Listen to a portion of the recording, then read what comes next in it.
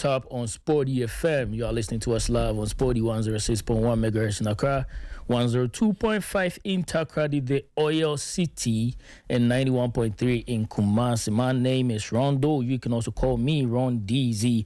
This is your number one NBA, NFL, anything basketball, local basketball station. Whatever you need when it comes to basketball in the country, this is where you will get it from. The man putting us on social media is none other than Abdul Wadud. At the mention of social media, you can go follow us at SportyFM_. That's where you will find our live stream there. You follow, you click on the live stream. You can also leave comments there, and we will read them for you. Joining me in the studio are three distinguished gentlemen, three wonderful gentlemen. When you talk about basketball in the country, you are talking about the key players of basketball in the country. On my left-hand side is the president of the Ghana Basketball Federation, Mr. Alex Kukula. And on my right-hand side is the president of the Greater Accra Basketball Association and also the chairman of the Accra Basketball League, Dr.Eric Opoku Antwi, affectionately known in the basketball world as Fonzie, Dr. Fonzie. And on my far right is Nana Tufo, popularly known as Flo. I had to say this. I know before the show started, he was like, nah, I shouldn't say it, but I still have to say it, man. He's the league director of the Accra Basketball League and the organizing secretary of the Ghana Basketball, Greater Accra Basketball Association. Welcome to the show, gentlemen. Thank you. Thank you very much. Yeah, ever since my two gentlemen here, they assumed office, I've not seen them in the studio. I've been wanting to get them here, but I don't know, man. But now let me start with Mr. Alex Kukula. It's been 6 months, right? 6 months.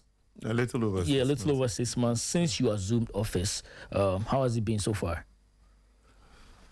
Well, it's been challenging. We came into office in October. Yeah. And we thought maybe from previous experience, we thought maybe we needed to do things right before even we start thinking about doing anything. And mostly it was about our governance system and putting together a plan that we can follow. So maybe we were silent for a while and people would have thought maybe we were not doing anything, but there was a lot of work going on in the background trying to put these pieces together so that when we step out, we know that we know what we are about and what we want to achieve. Yeah. So that's what we've been doing so far. Oh, okay. That's very good to hear. Dr. Fonzie, you are part of you are a constituent, right? A leader of a constituent of the Ghana Basketball Federation and also the chairman of the Accra Basketball League. You also assumed office recently. What have you been up to? I think everything we do as an association is also to mirror what the federation is doing. And as part of the federation's move to bring in proper governance, that is what we as Greater Accra Basketball Association, we're also trying to make sure that we at every time mirror what our leaders are doing. So that is what we've been up to. Okay, that's good to hear. I mean, we heard last week, right, there was a meeting between the federation and the constituents. I mean, that's also part of the reasons why we are here, to delve into what happened during the meeting. Now, for my first question is, you were elected into office in December last year? October last year. So it's been a while. Why today? Why last week for the meeting? Because one may ask, you had 6-7 months to meet as a group. So why last week? Yes, thank you very much. This is what you asked is very, very important because as I said from the beginning, there were a lot of things that we needed to put in place. Yeah. When we met the first time we met our constituents was at the Congress in Sunyani. And we put out what we wanted to do for Ghana basketball, and they also reposed their trust in us. Yeah. So when we were actually sworn in, we said, okay, before we go back to our constituents, let's make sure that we go back to them and then give them details of what we promised them. Okay.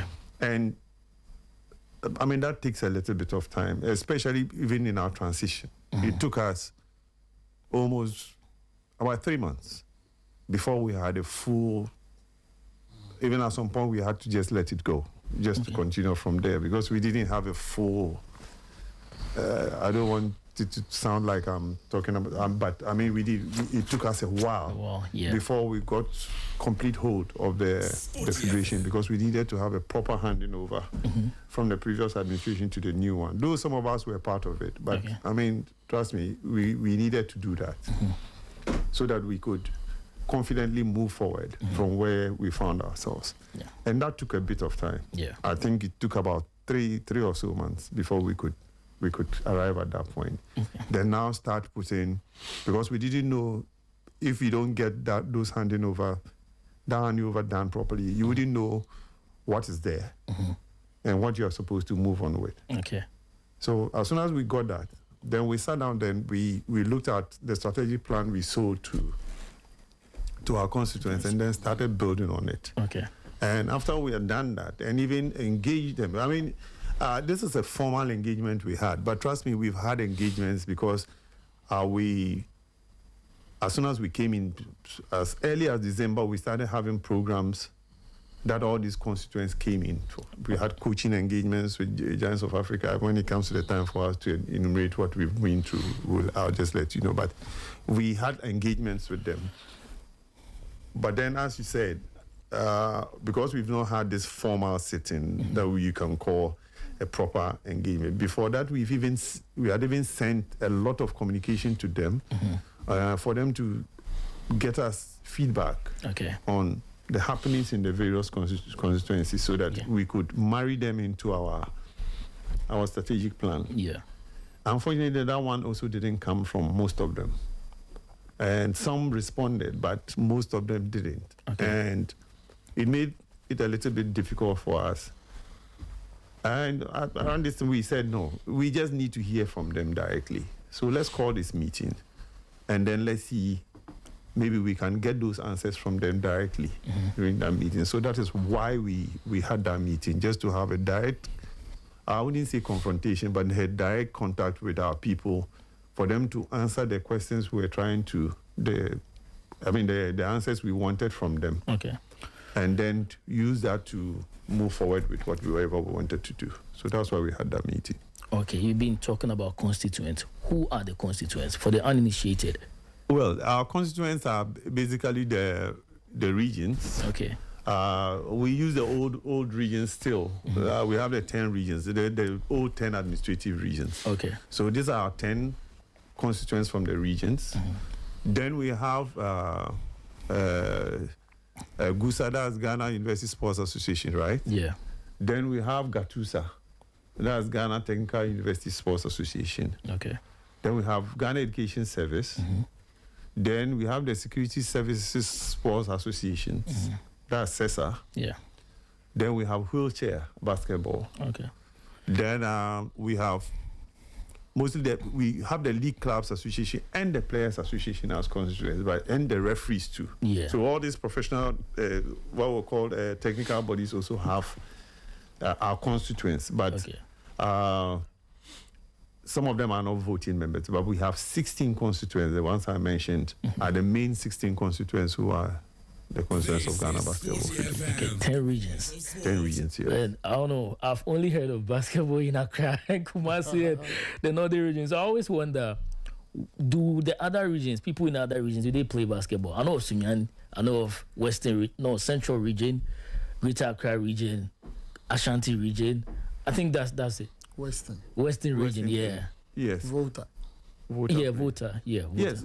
You see, this league issue is a bit difficult because where originally I came from Tamale. I mean, Tamale is where I started playing basketball. And I remember when we used to play, there were only 2 clubs in Tamale. So you had to be playing against each other. Or that's what you do the whole year. And I think things have changed. the difficulties they are facing now, from what I hear, is being able to get enough teams. But I always say that, look, if you don't start, Greater Accra Basketball League started with about 8 clubs. Even when I became league director, there were about 8 teams in the league. Yeah. Yes, you understand. And now there are 40 teams in the league. You just have to go at it consistently, so that you build it up. Yeah. I know most of them, their issues are peculiar because most of the time they use students in their leagues. As soon as the schools break, the issues come. Okay. So I know those are the problems, but we'll find a way, because I say, even if you don't have a regular league, why don't you use your senior high schools to play leagues? But first of all, do they have associations? Yeah. All the 10 regions? All the 10 regions have associations, and chairman, his colleagues are all over. Wow. You understand? But there are issues with governance in most of the regions, because most of them have been there for so long, and there hasn't been any proper transitions or elections. So that's exactly what I was saying in the beginning, that try to get the understanding of what is happening in all these regions. Then now we can maybe not force them, but encourage them to have proper elections. Okay. And then when these executives come, then we can have them follow what we are trying to do to raise the game in all those regions. Okay. Now this brings me to the strategic planning. I'll get to Dr. Antwi in a minute, but the first pillar is governance and institutional strengthening. And the strategic objective there is to establish a modern, transparent, and compliant governance framework aligned with international best practices. Now, the key strategies. First one is finalize and adopt revised GBBF statutes in the first quarter of the strategy period to eliminate ambiguities and align with FIBA standards. Now, my question is, where are we with regards to the first key strategy, the GBBF statutes? Yes, thank you very much. The statutes are ready, but it has to go through a process. Okay. The process usually when you have changes in your Congress is what we call Congress is when all the constituents come together to sit. They are called Congress, and that is our supreme what do you call it, decision-making body in basketball. Congress is. So when these statutes, because it involves changing our constitution, they are the ultimate body. Congress sits to adopt the constitution. Okay. So we've gone through the preparatory part. The draft is ready. Okay. In the next few days, we'll send it to the constituents for them to critique it, and then we'll have the final one. Then we'll call Congress to pass the constitution. So that's where we are with that. We are very close. Yeah. But I mean, as you know, with constitutional matters, you need to give everybody the time to go through it. So I'm looking at maybe by the end of our first year in office, the new constitution should be ready. Great. Yeah. Now, Dr. Antwi, you see, the second key strategy there is to harmonize regional constitutions with and structures with the revised national statutes. So you are the chairman of the Greater Accra Basketball Association. First of all, I want to know, is there a constitution for the Greater Accra Basketball Association? The reason why I'm asking this question is because there are certain basketball fans in Ghana here. I mean, I've been asked certain questions, right, that I've given the answers that I could give and some I couldn't give. But the reason behind those questions were simply because they didn't know the constitution, or they didn't even know if a constitution existed in the first place or where they could find it. So my first question is there a constitution for the Greater Accra Basketball Association? Yes, there's an existing constitution, and it is based on that constitution that all leaders within the Greater Accra Basketball Association are elected. Yeah. Yes. So there is a constitution. Okay. So do the basketball community in Accra here, do they know about it? Or where can they even access the constitution? So I think for me, the very first time the constitution was made known to I saw it during Congress. Okay. For our Congress, Greater Accra. Okay. So I had it, and it is available. It is available on when you need it. We provide it for you. Okay, so it's available on demand. On demand, yeah, we can get it for you. But what's stopping? I mean, Accra Basketball League, is it the same? So this is the difference. Okay. Greater Accra Basketball Association is the association. Yeah.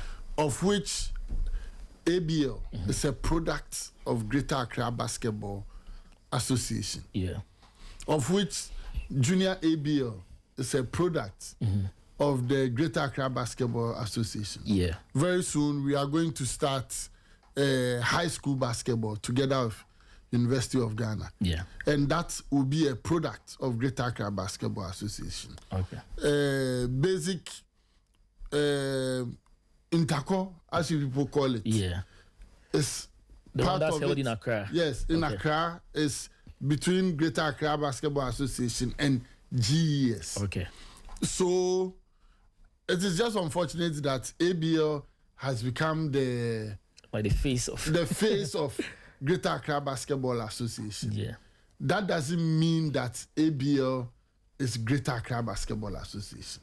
Okay. It's just a product of Greater Accra Basketball Association. Okay. And this one shows us that there's a lot of promise. Because then if we can bring ABL to this level, then we can do same for high school basketball. We can do same for basic school basketball. Yeah. So the confusion is just coming from the fact that, okay, ABL has gained prominence, and now they even refer to Greater Accra Basketball Association as ABL. Okay. Yes, that's where the problem is. Okay, the reason why I brought up ABL is also, ABL, they have a website. So I feel like if the Constitution was there, it would have been accessible to everybody. Like if you put the Constitution or the original Constitution on the ABL website, anybody who wants to know anything about, because recently somebody was questioning why. I remember I've asked you this question before, why you are the owner of the Sprinters Knights and still double as the chairman of the Accra Basketball League. I think it's a valid question. It's a valid question in the sense that everybody wants to know and understand, and also for the purpose of good governance and also not to create any ambiguity.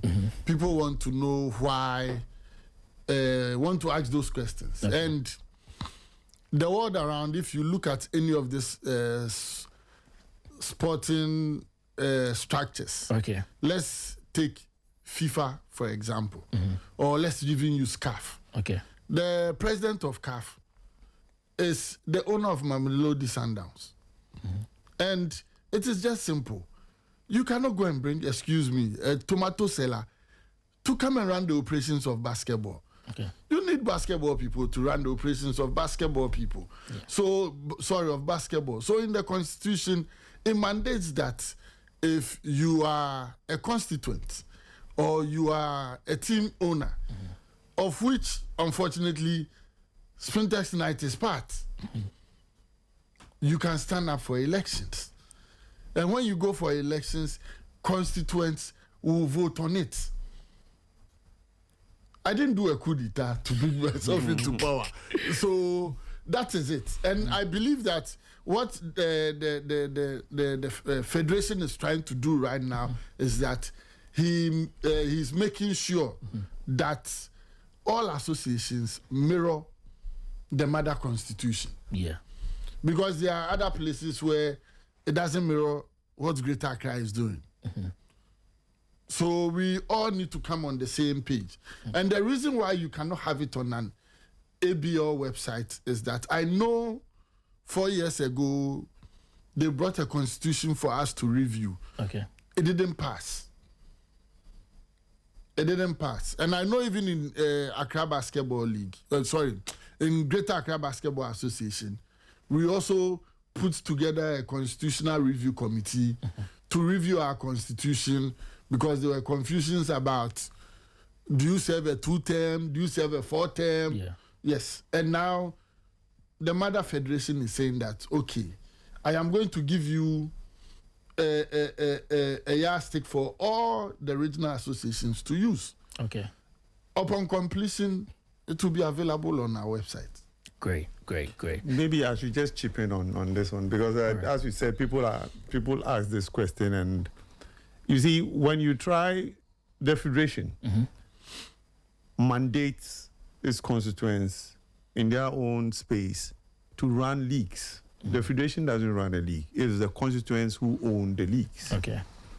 So, for example, we are talking about Greater Accra and ABL. ABL is a sole product of the Greater Accra Basketball Association. Okay. The federation is just a supervisory body that makes sure that these leagues are run the way the federation mandates them to run those leagues. That's why there are rules that you can't play in this league in the same constituent. You understand that sort of thing. Those rules are there. But when you mentioned the constitution, you talked about. You mentioned the ambiguities we were talking about. There are lots of them. And when you go, as he said, you go to some of the constituents. Their terms are 3-year terms. You go even Greater Accra. And so it was a big argument when we were coming into Greater Accra. They said it was a 2-year term. It was a whole hustle. Yeah. But previously, people had served for 4 years. So we said, okay, then let's use the precedent. Okay.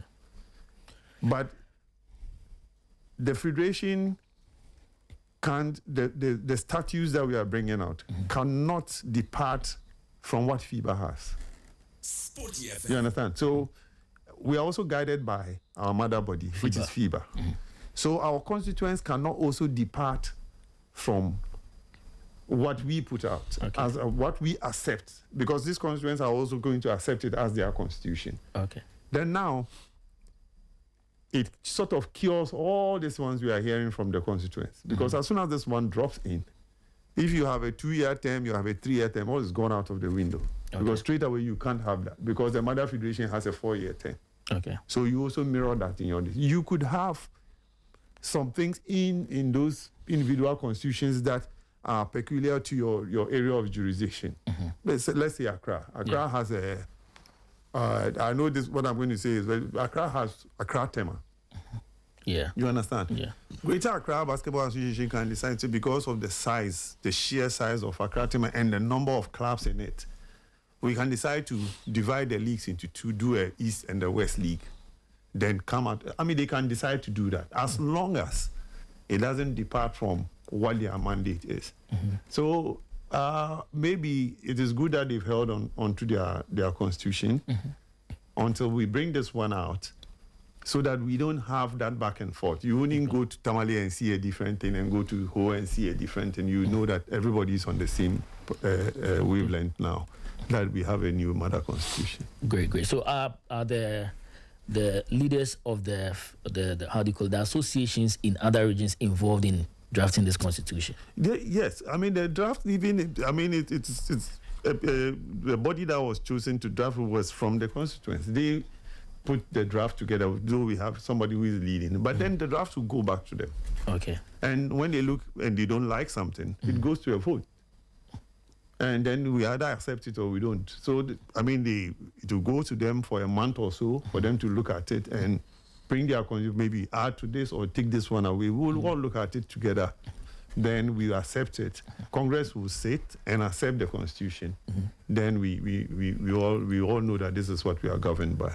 So the statutes and the constitution, do they involve requirements to run a league in Ghana here? Yes.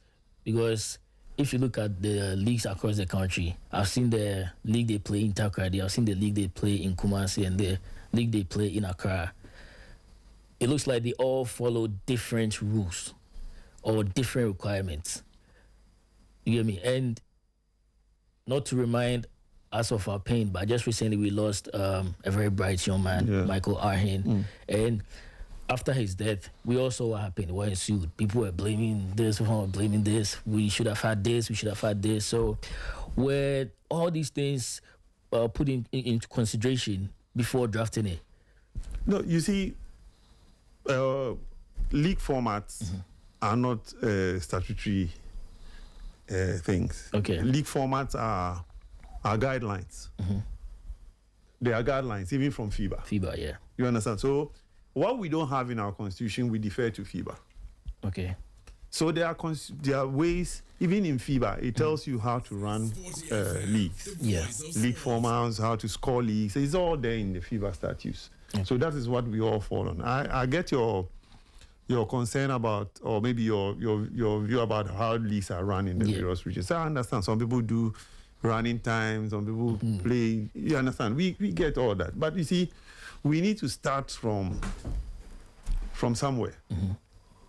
I think when those leagues get to a point where they are mature enough, just like Greater Accra, they will come to the point. Okay, so for example, you go to a league and they don't even have 24 seconds. They don't have the clock. Yeah. How do they do 24 seconds? You understand? So sometimes when you are demanding some things of your constituents, you should be ready to provide the tools by which you will judge them. Okay. You understand? Yeah. And at the federation level, we are very, very, very limited in the sort of help we are supposed to give to our federations because of the obvious reasons that we don't have the resources, and whatever comes in trickles from our mother body. We now, I think we are getting to a point where we are becoming, thanks to the ABL, it's a very visible league. Yeah. And when Ghana we start entering competitions at the national level, we become also visible to our mother federation. Yeah.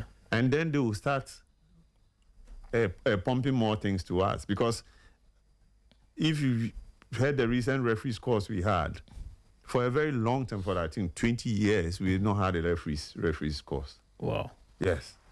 And I talked to the referees manager and I said, sir, we in the Greater Accra Basketball League, we have 40 teams. We play 15 matches a week. And we have only one FIBA referee, certified referee. He said, no. He said, Alex, are you serious with what you are? I said, go on the web, go ABL and look at results and tell us, you know that these are the number of matches we play. Yeah. So he said, then we need to help. So that is how come so early in our tenure, we'll be able to do something we've not done in 20 years. It's not because maybe there was some magic or something. It's just taking our case to those people and letting them know that we really, really need these things. So as we go on, you see that there's more of these things happening at the same time for us, and which falls in line with what we said we wanted to do. Yeah. First of all, to build the technical abilities of our referees and our coaches before we start thinking about playing competitions. Okay, I think that's a great initiative. Because people have reached out to me. I remember, was it last week, 2 weeks ago, leaders of other leagues reached out to me and they were like, yo, Rondo, we are hearing that the Accra Basketball League very soon they will mandate that if a player plays in our league, that player will not be allowed to play in any other league and all. But when that thing happens, it will affect our league, it will kill our league. So if there are statutes that or league rules or whatever that mandates players not to play in other leagues, then they will know even before the league starts, so that they will not involve players who are playing other leagues. Rondo, not to cut you. This is not even the Great Federation saying it. It's FIBA. FIBA. It's a rule. They say you can't play in more than one constituent, more than if you across two constituents in one federation. That's exactly the rule. So you can't be part of Greater Accra and go and play in Ashanti region. So you can only play in one constituent? One constituent. You can't play in two leagues, two different leagues in one federation. You get me? That's the rule. Yeah. And you see, I remember when I was league director of the Accra Basketball, we had these issues, but we said, okay, fine. Let's try to encourage these people over a period. And then maybe at some point when we strengthen those leagues, maybe players will be attracted to stay there and play. Okay. Right now, Accra Basketball League is what when you go on the internet you see. So every player wants to drift here and come to play. Yeah. It is a honest observation they've made that seriously Accra Basketball League will kill their league if they settle. But you see, if you also make your own attractive, the players will stay there and play. Yeah.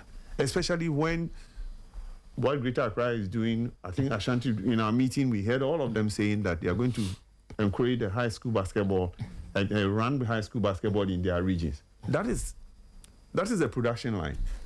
If you produce, you play them, and they come into the league. They are in Ashanti. I mean, not all of them will move to Accra to come and play.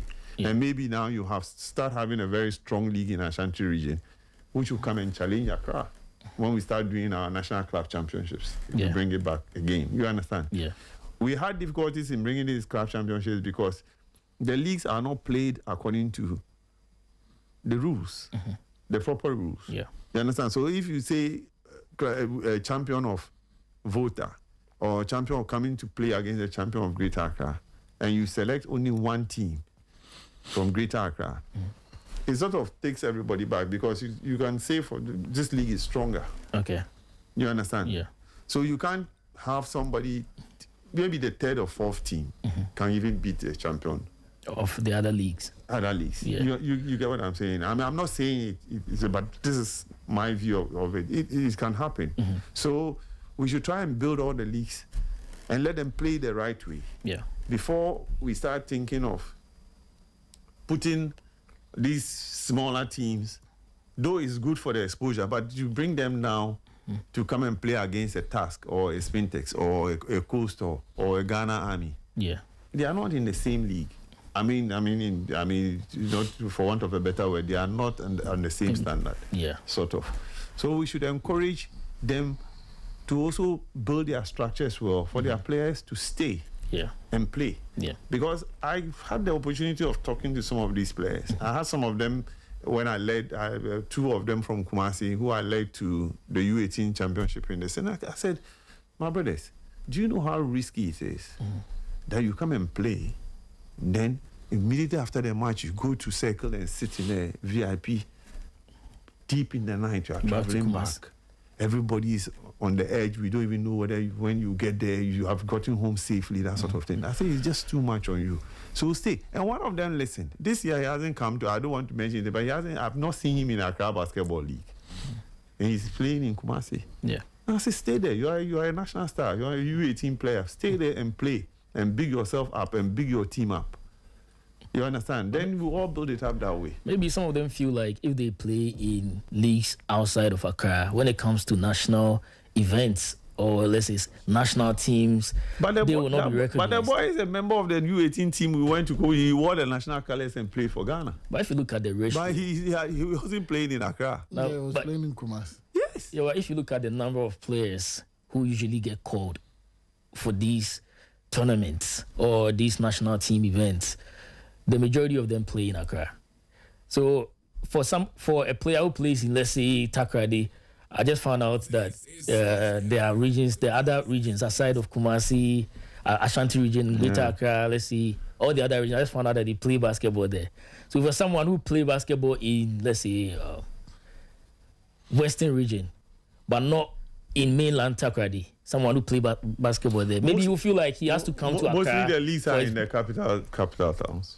So you have to play in the league before you will be recognized.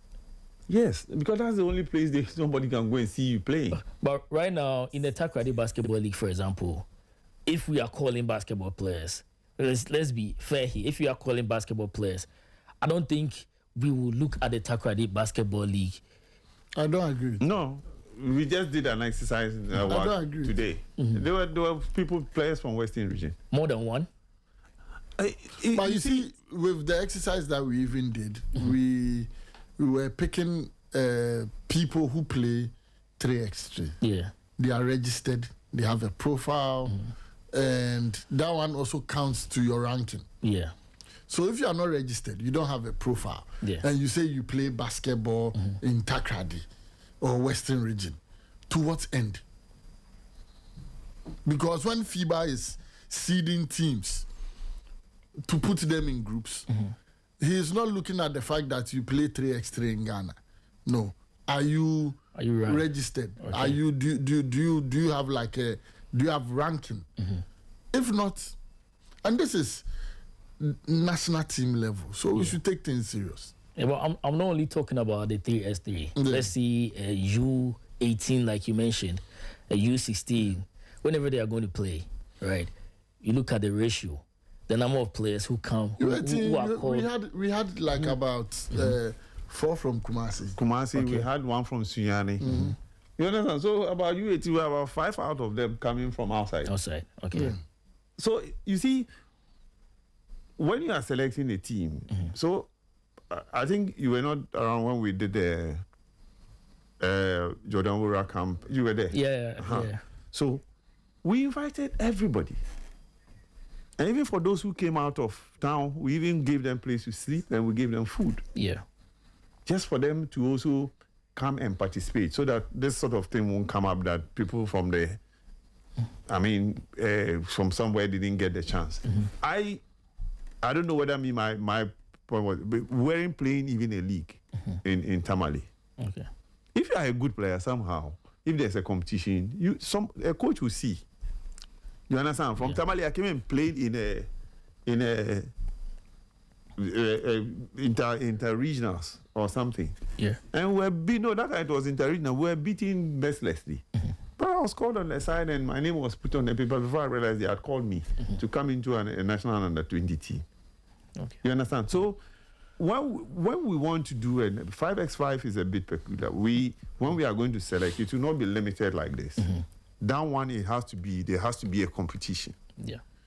There has to be a regional competition where coaches, we had one, I think 4 or 5 years ago in Cape Coast, where I discussed that format with you where coaches will stand and give their, and we had a very good selection of players. Unfortunately, we didn't do much with those group of players and time has lapsed. Yeah. But trust me, when it comes to time for those players to be picked, we will give everybody the chance to be on the team. Even if you are at a place where you think you are not seen because you are not playing a league and you think you are good. Yeah. I remember we were going to play the Africa Games. Yeah. This young man was brought to the team and they said he was a top player. They brought him to come and join the team. He said, okay, come and join and let's see.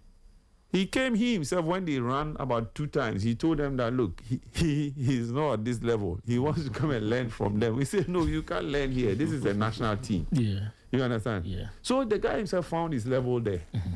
So, look, we are all interested in, most of us sitting here are not originally from Accra. That when we come to run, we are in a position to run basketball, we forget our roots. If they are good players, you think, if I see a good player in Tamale, I think I'll look for my last money and go and bring him here for him to come and also play. Yeah. I saw a talent, there's nothing. I brought him to Accra. I don't want to go into details, but he's here. Somebody is taking care of him. He's going to school and he's learning the craft. Yeah. You understand? So people should relax. It's a very, very, very difficult thing to do when you are not the one in the position to do it. And we are not biased. I can say for a fact that we are not biased against anybody. We love basketball as long as you are a basketball player, you are Ghanaian, and you can play. We can't hide you. We'll definitely pick you for you to play for Ghana. Yeah.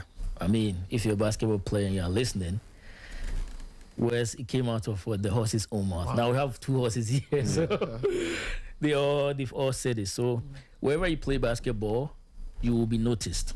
Yep. You don't need to leave your region to Accra before you get selected for national events. If you're good, you will be noticed. Now, let me go to Doc. Well, Doc, during the meeting, right, I learned there were some demands made of the federation. Now, you are the head of the Greater Accra Basketball Association. I want to know if you made some demands or there were some things that you required of the federation to do with regards to basketball in the Greater Accra region. I think Greater Accra still needs a lot of support. And looking at our current situation as a country, I'll come from that angle that we would all have to work hand in hand to make it work and not necessarily put a demand on the federation. Okay. If we need to put demand on any group or institution, then it has to come all the way from the National Sports Authority and the ministry. Because seated here, I don't understand why government will spend money on the Black Stars and they go and win 30 million and there's not a consolidated fund that money can be kept into. A percentage goes to the GFA, a percentage goes to development of grassroots soccer because they've done it. Then a percentage should go into a sports consolidated fund that funds all the other sports. So if yes, we have our concerns, we have our demands that as a basketball group we would want from the federation. But if you are demanding water from an empty bucket, then we are not going to bat today. So I believe that the demand should come from should be on the people in the higher seats. That is NSA and the sports ministry. Yeah. For us to actually put the sport where it is. So far, how has their involvement been like? Because we know in Ghana here, the NSC, the sports ministry, most often than not, their primary focus is always the Black Stars. Now, basketball is a sport. For me, I believe basketball is probably the fastest growing sport in Ghana here right now. I mean, athletics is being a big sport in Ghana for a while now, but the emergence of basketball is something that's very, very noticeable. Have they been involved in the growth of basketball, at least since this administration assumed office? Maybe I should take this. But I think I wouldn't say so because we've not had the opportunity. I mean, I'll use your medium to maybe officially apologize to the Honorable Minister of Youth and of Sports and Recreation, because when we were supposed to go and meet him as a new federation, due to the notice came a bit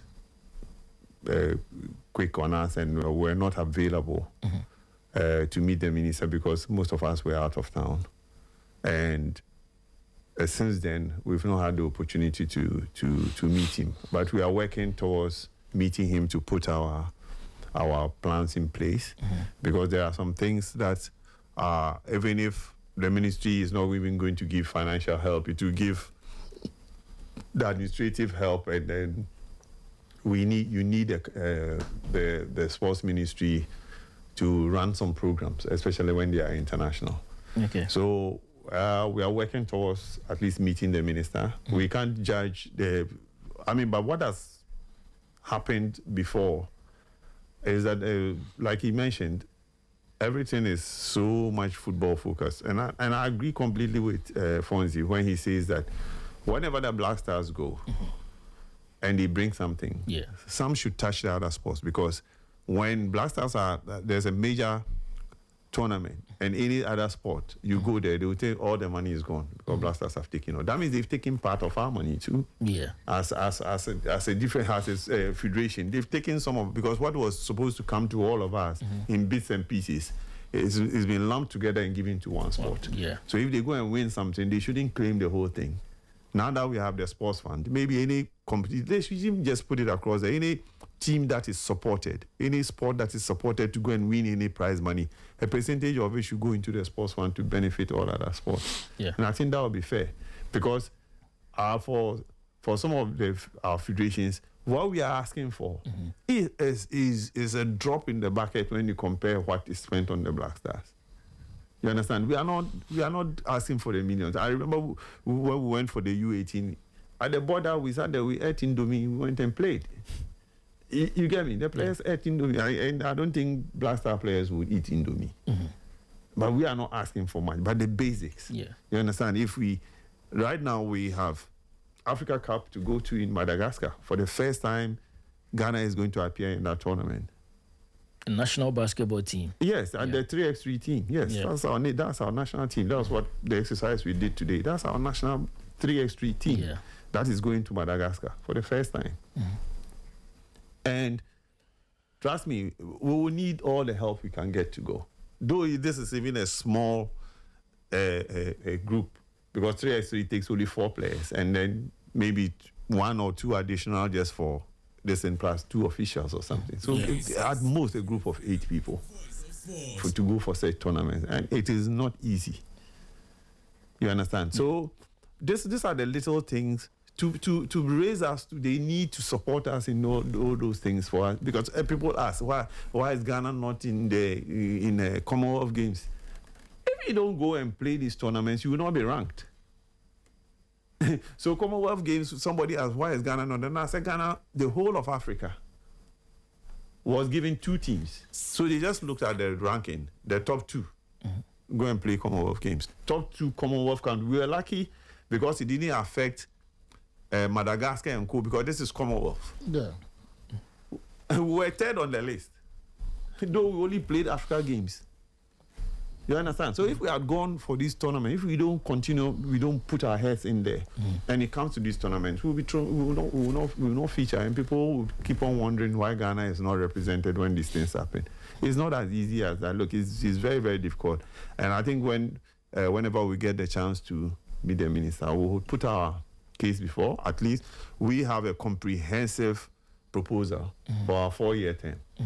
We've not just done a budget for 1 year. We've done a comprehensive 4-year proposal for companies to ride on if they can support us, especially with our youth basketball at the junior level, so that they will raise us, so that by the end of the 4 years, we see the product of their commitment to basketball bearing fruit at the top level after 4 years.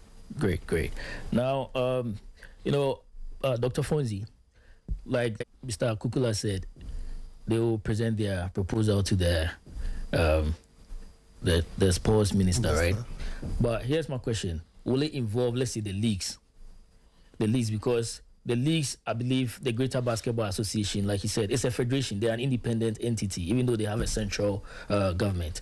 So when it comes to the leagues, I know it requires a lot, because there are so many things that I believe should be at the venue that, due to financial constraints, even though I know some people try their best, but still they are not able to, they are not able to produce those things at the venues and other things too. So will the leagues and the Greater Basketball Association also present their own proposal to the minister, or will it be via the association? It has to be via the federation. Because if the federation, let's say, right now, when it comes to disbursing money, they always talk about how, we don't have a lot of money. I mean, we cannot give. Maybe the association is going for money for the national team. Once they give the money to them for the national team, the Accra Basketball League or the Kumasi Basketball League will all be secondary. That's what I'm asking. I think we should look at it from this angle, that it is not even always about the money, and it is always about the recommendation that an entity like the Sports Ministry or National Sports Authority can recommend to corporate Ghana. Okay. And if corporate Ghana is able to gain trust in what the federation is doing, and components of what the federation is doing is running leagues, then we will be getting to a point where across board in all regions, we will have unified sponsorships. Okay. And those unified sponsorships probably will be tailored to the demand of your region. Okay. Because then if we have 40 teams in Accra, you cannot compare it to Takrady or Cape Coast. Yeah. So then I believe that it is not even all about the money that will be used for national teams and all that, because if you have a big sponsor coming in right now and is taking care of all the leagues that we run in Ghana, then it means that just like you have Ghana League Clubs Association and all that, then monies will be distributed accordingly. Yes. Yeah. So I believe that when the Sports Ministry, National Sports Council, actually really wants to push that agenda, they'll get a driving force behind us to be able to uplift this sport. Great. I like that.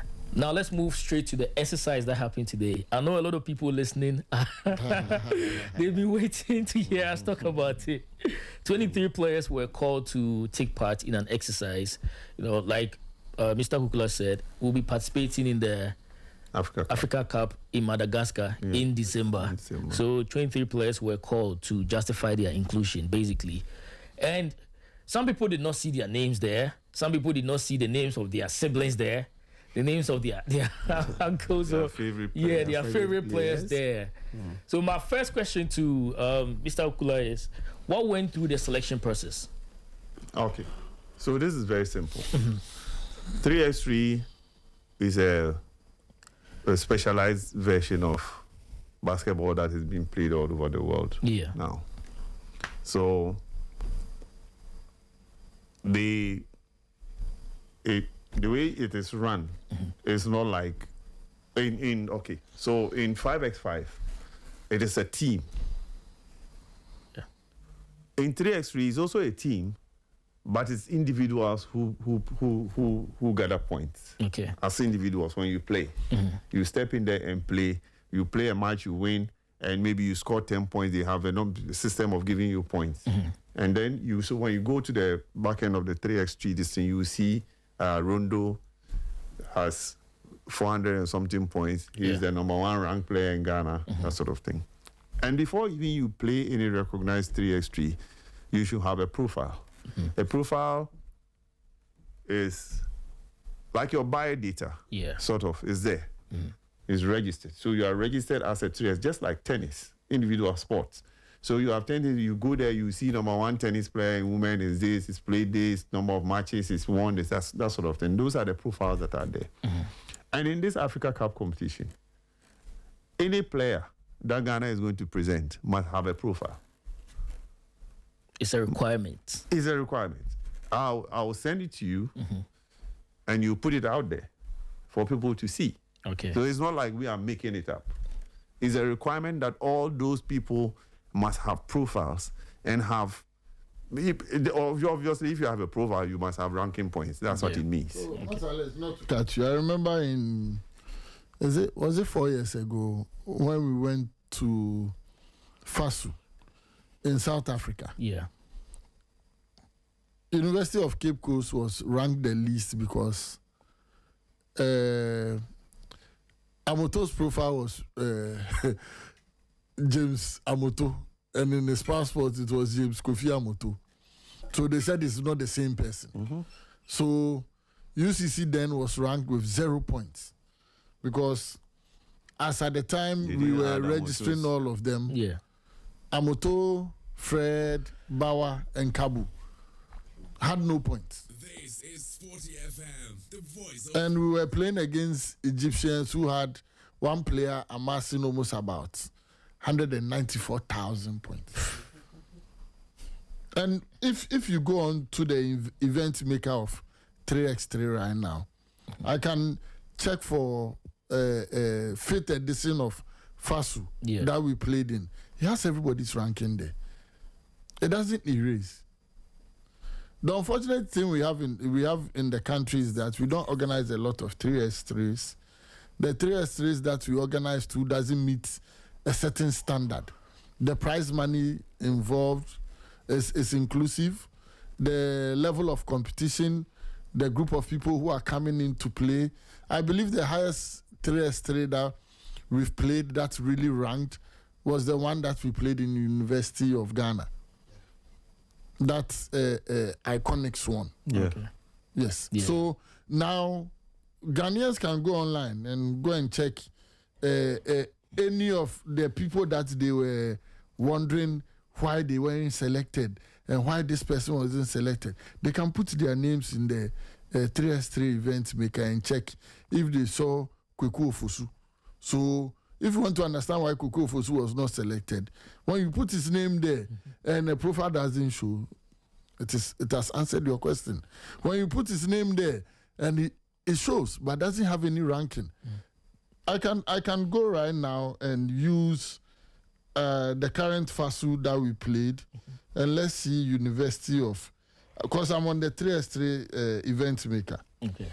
And I want to use the university that I'm part of, so that it gives us a lot of understanding on this. Okay. So let's see, University of Cape Coast. Yes. Frederick Asante. And one of the things that we should understand is that if you had played in a 3x3 competition and you are not deliberately playing in more competitions, your point expires. Oh, so it can revert back to zero. Yeah. Yeah. Oh, okay.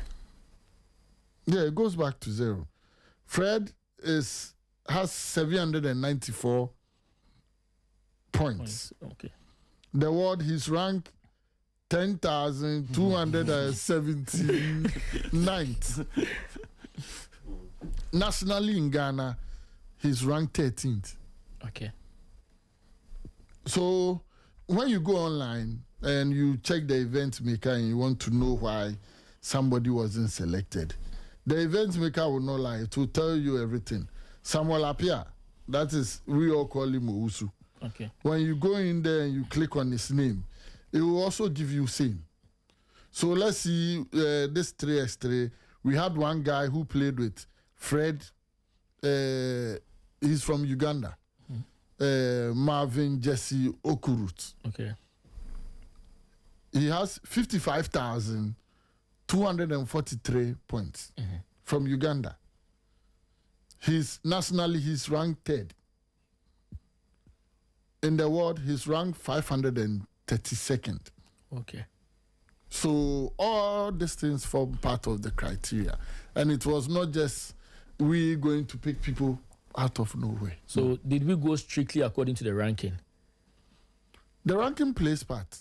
And you have to play 3x3 to know 3x3 and understand 3x3 before you can be selected to play 3x3. Okay, so there wasn't a case of a player being ranked above another player but didn't get selected. Oh, no, we'll wait till. I would love to hear if somebody said like that. Then we'll quickly go. Maybe we missed it. Okay. You understand? Then maybe the player come out and then say, oh, he has a profile. He's ranked this and he's not there. Look, Rondo, one very important thing that got raised during this thing is the type of competitions we play. I think, you see, people think if you just go and register a competition and go and play because you put your name in the back end straight away. No, it doesn't. There are some specific competitions, as he said. Prize money, the caliber of players, the ranks of those players who played in the competition, even the officials, under what rules were they? Are they competent referees? And all those things come into play. Yeah. So what I advised, some people who I thought maybe they could have the resources to do it, is to register for competitions whereby now when you do those ones that we are doing now, it is only the competition and the country will get some points. Yeah. But individual players don't. Most of those ones. Because they see there's a lot of 3x3 activity, but not quality. Okay. So even with the 3x3, they have category of events that are internationally recognized. That is why you see a Ugandan having 100 and something thousand, because they have those competitions there. Okay. But you have to pay for them. You understand? There are competitions that you pay for. And I said, look, if you people have the resources, why don't you register for such a competition? Yeah. Because I've seen that you have supporters, you have people who back your distance. So rather talk to them. It will benefit you more if you go register for, let's say, a Light West. The Light West is the base one. That one you pay, and any player who steps on the court there, straight up, the person is getting ranked. Points are going up. regardless of if he scores or not. No, once you step on the court and you play, your team wins, you get some points. Okay. If you yourself are very exceptional, you get more points. Yeah. That's how it works. Yeah. You understand? But if we keep on doing this one, that we do, and sometimes even not competent referees are refereeing those matches, I mean, the results will not be, what do you call it? There will not be results that you can I mean, say is contribute to yes, you understand. So we should all try and do it the right way. Look, this team that were invited, I didn't have a hand in it. We have a 3x3 coordinator. Okay. He has the back end. He's got access. Fonzie has got access because he played in there. But there's an access to the whole 3x3, FIBA 3x3, which the 3x3 coordinator is on. Okay. I'm also on, but I've never gone there. Because I don't know how it works anyway. Yeah. You understand? I have access as a president to go in there and look at what is happening there. I don't go there. You understand? So people, instead of us sitting and saying, I've seen this guy, he's crossed people on the court, that means he can play 3x3. No. I mean, I think even you made a comment, and maybe just for you just going to stand there and watch, you are beginning to grasp it and know that, maybe I thought this player could play 3x3, but now I see that he can't. Yeah. You get me? Because it's a different thing altogether. Yes. It is not 5x5. Voice of Sport. It is not. You don't have that space. You don't have that luxury of making mistake and catching your breath. It's not there. That's a different thing altogether. So let's all support what we have now. As I said, we have no interest in bringing some or marginalizing somebody because, I mean, for what? I mean, today you saw teams from different players from different teams. Yeah. You understand? It's not like one team. I heard people mentioning one particular team because there were a lot of players. There are players in the, but then go back and see, and go to the back end and see if these players have really played. All those players that are there represented us, Ghana, during the Africa Games, and they won silver. Yeah. They happen to be in the same team. You get what I'm saying? Yeah.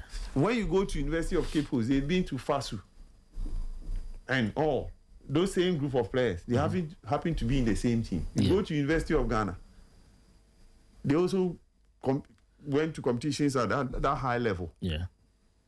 Most of the team players are in the one particular team. So if you see them gathering, does that mean there's a bias? No, I don't think so. We saw just our recent World Cup with Spain. How many Barcelona players were in the starting 11? There were like 8. There were 8 players in the Spanish team. Yes. Yeah. So does that mean there's a bias for Barcelona? That was what worked for them at that point, and they saw these were the best players, and look at what happened. They won it. You understand? So let's not put that team thing into it. Trust me, I don't belong to any team. The team I played in Ghana, I played for my people. I played for Customs. Yeah. How many of them are in there? You get me? So let's keep it clear and rather try to do it in such a way that next time your player will be there. If you think he's good, now we are going. I mean, as I said, this thing is coming up. You see, there's going to be a lot of activity around 3x3. Yeah. In December, we have one of the sons of our land who went to the highest level in 3x3. At some point, was ranked the #1 player in the world. He has decided, now that he's getting to the end of his career, he's decided to come and raise the game here. So he will come here in December, and we'll see.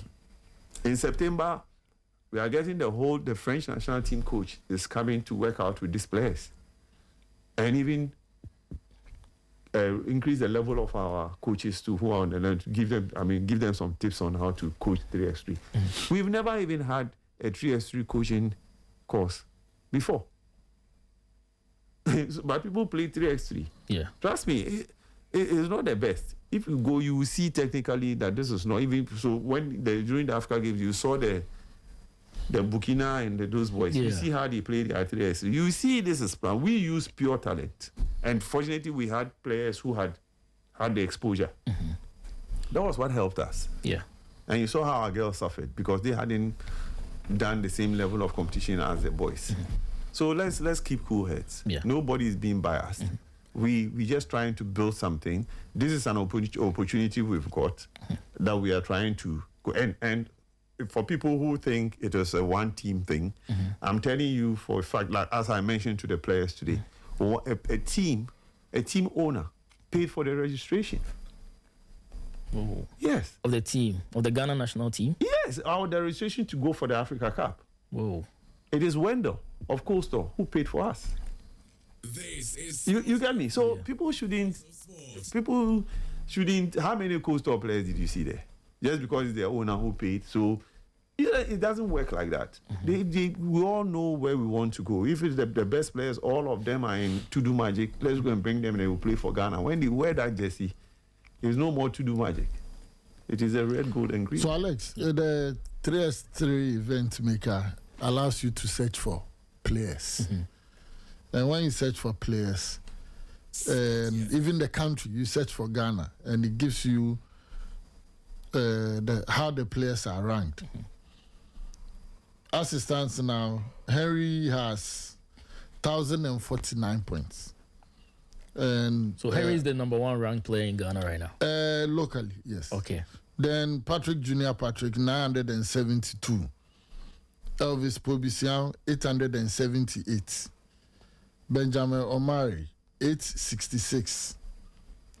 Godfred Bauer, 851. Nathaniel Spencer, 842.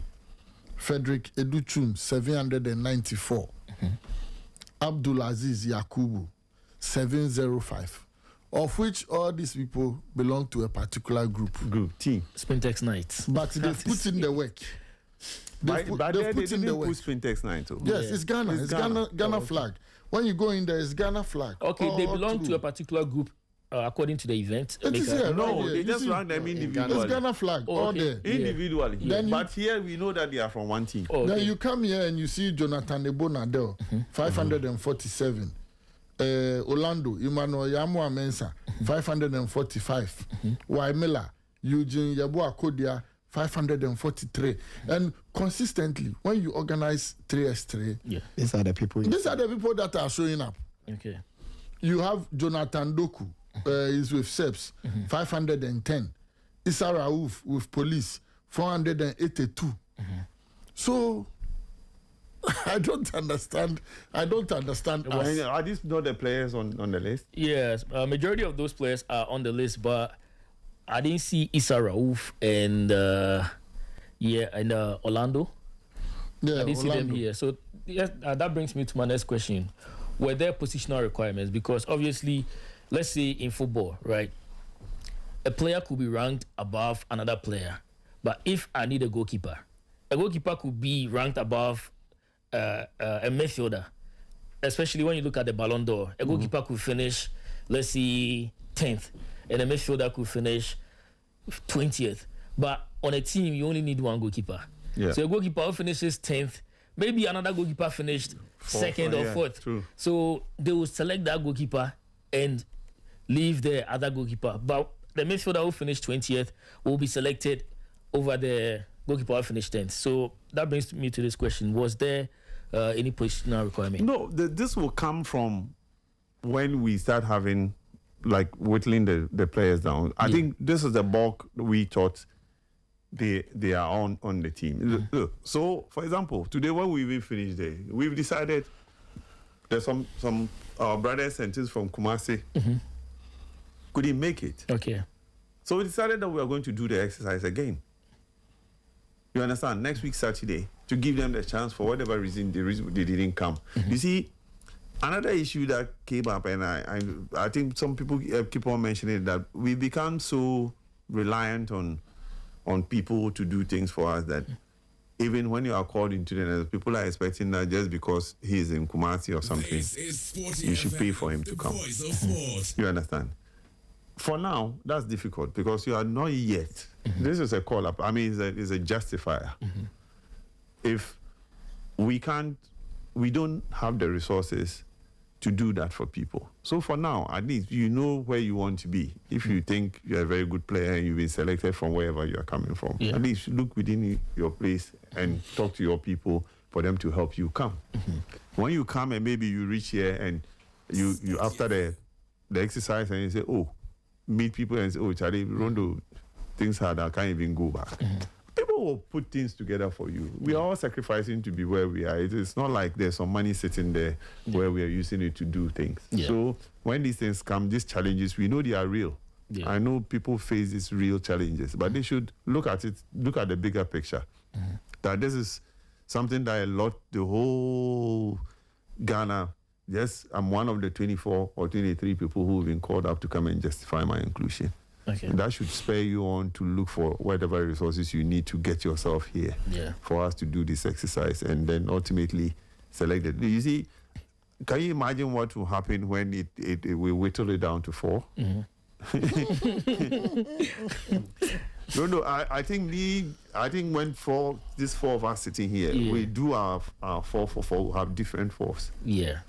Let's ask Rondo his 4. My 4. My 4. Okay, I'll keep you. Please don't. Thank you very much. Don't. Let's keep it to we have the final 8. And I think we didn't mention this. Once we've started with this, the idea is to whittle it down to 16. And when we get to the 16, the coach, the French national team coach who will come in September, is coming to do a clinic with the team. So he asked for 16 players. It's going to be 30. 16 players and 14 coaches. That's what he's going to work with. This one is FIBA. FIBA are bringing him. And when they mentioned it to us, we thought it was, they were just going to give us somebody from Cote d'Ivoire. And then when they brought the profile, I quickly said, I said, hey, Charlie, you see the person where he come. I mean, he's silver medalist at the Olympics. And this recent World Cup, 3x3 World Cup, they were 4th. France was 4th. And that's the coach who is coming to do the clean. So this is a very high-profile person they are giving us for him to come and try and raise our game. So these players will have the chance of, getting tips from one of the best in the world in 3x3.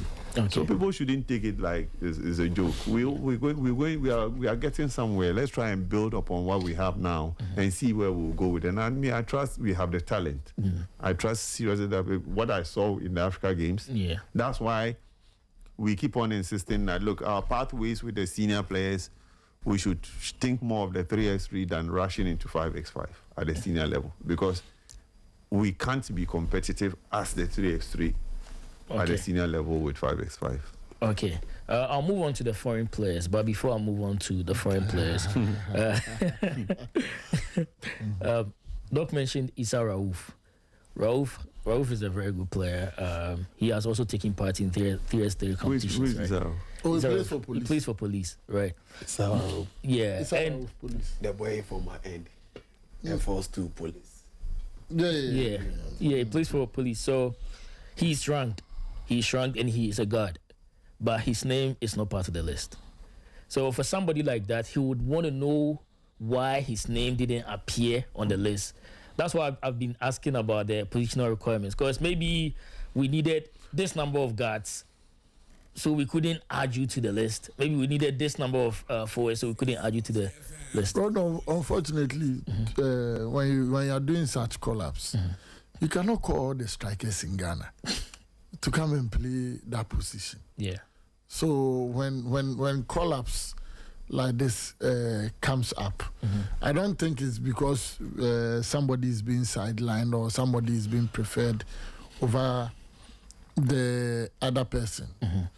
And from the top of my head, Issa Raouf who shoots the ball. Today I made a comment. There is nobody in this country who shoots the ball better than somebody. I don't want to mention names because I'll be in trouble.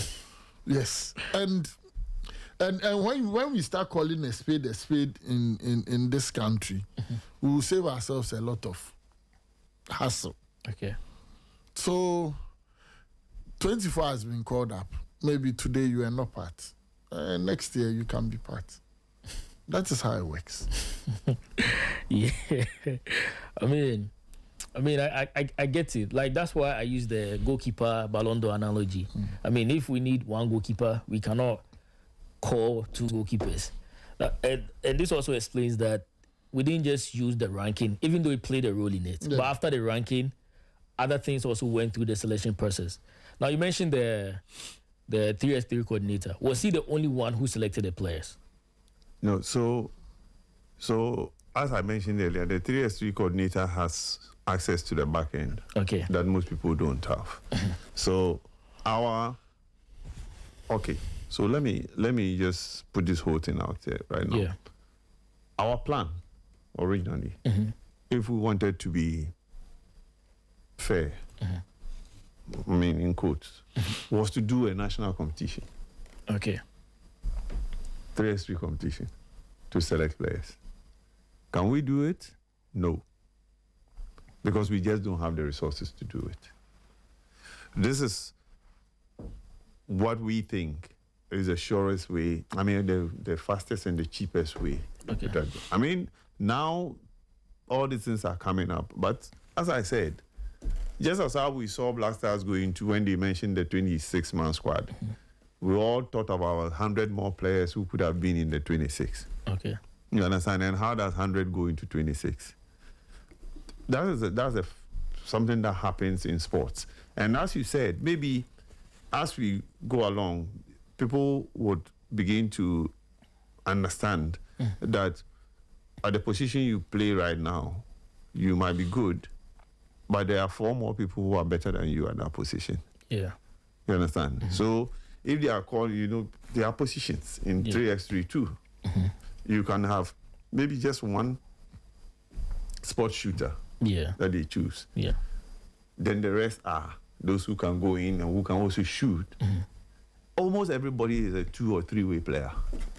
You understand? You can't have a one-track player playing 3x3. It doesn't. You can't. You just be a liability. Okay.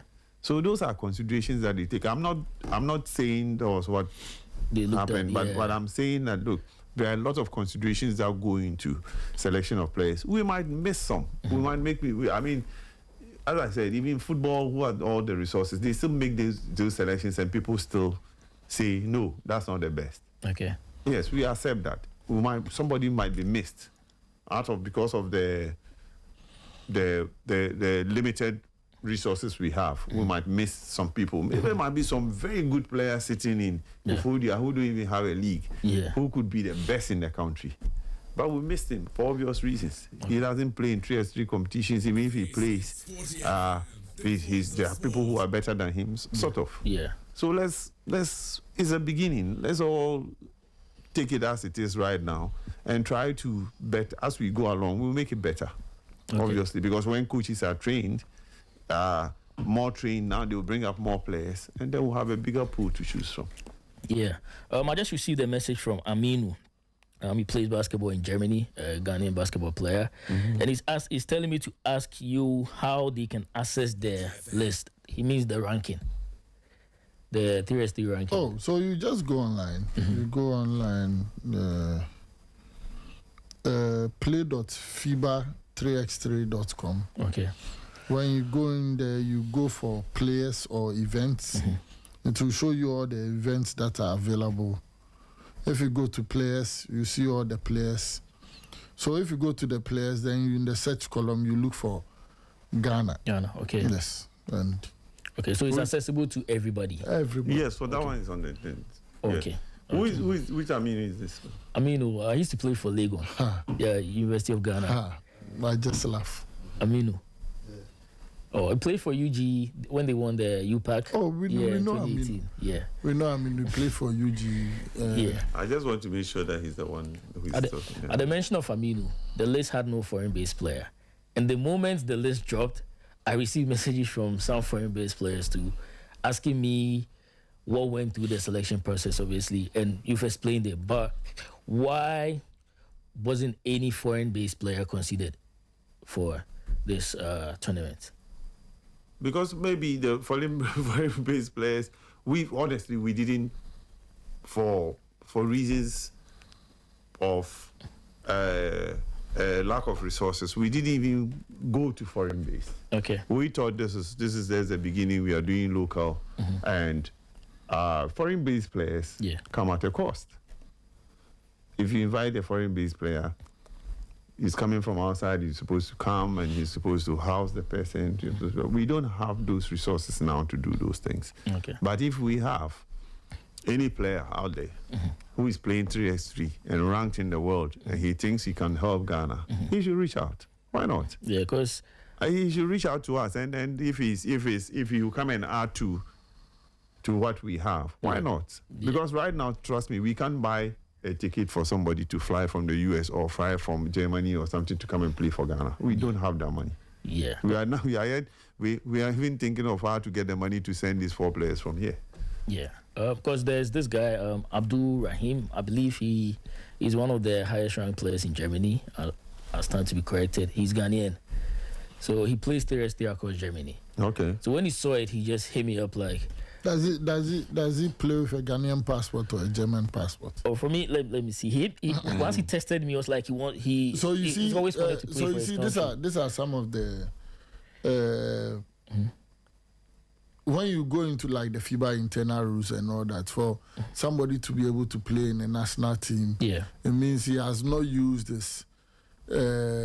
He's registered in the FIBA system with his Ghanaian passport. Ghanaian passport. Yeah. Some probably based on opportunity outside is using a different passport. Different passport. Then by the time they want to revert and come and play for the nation, it's too late.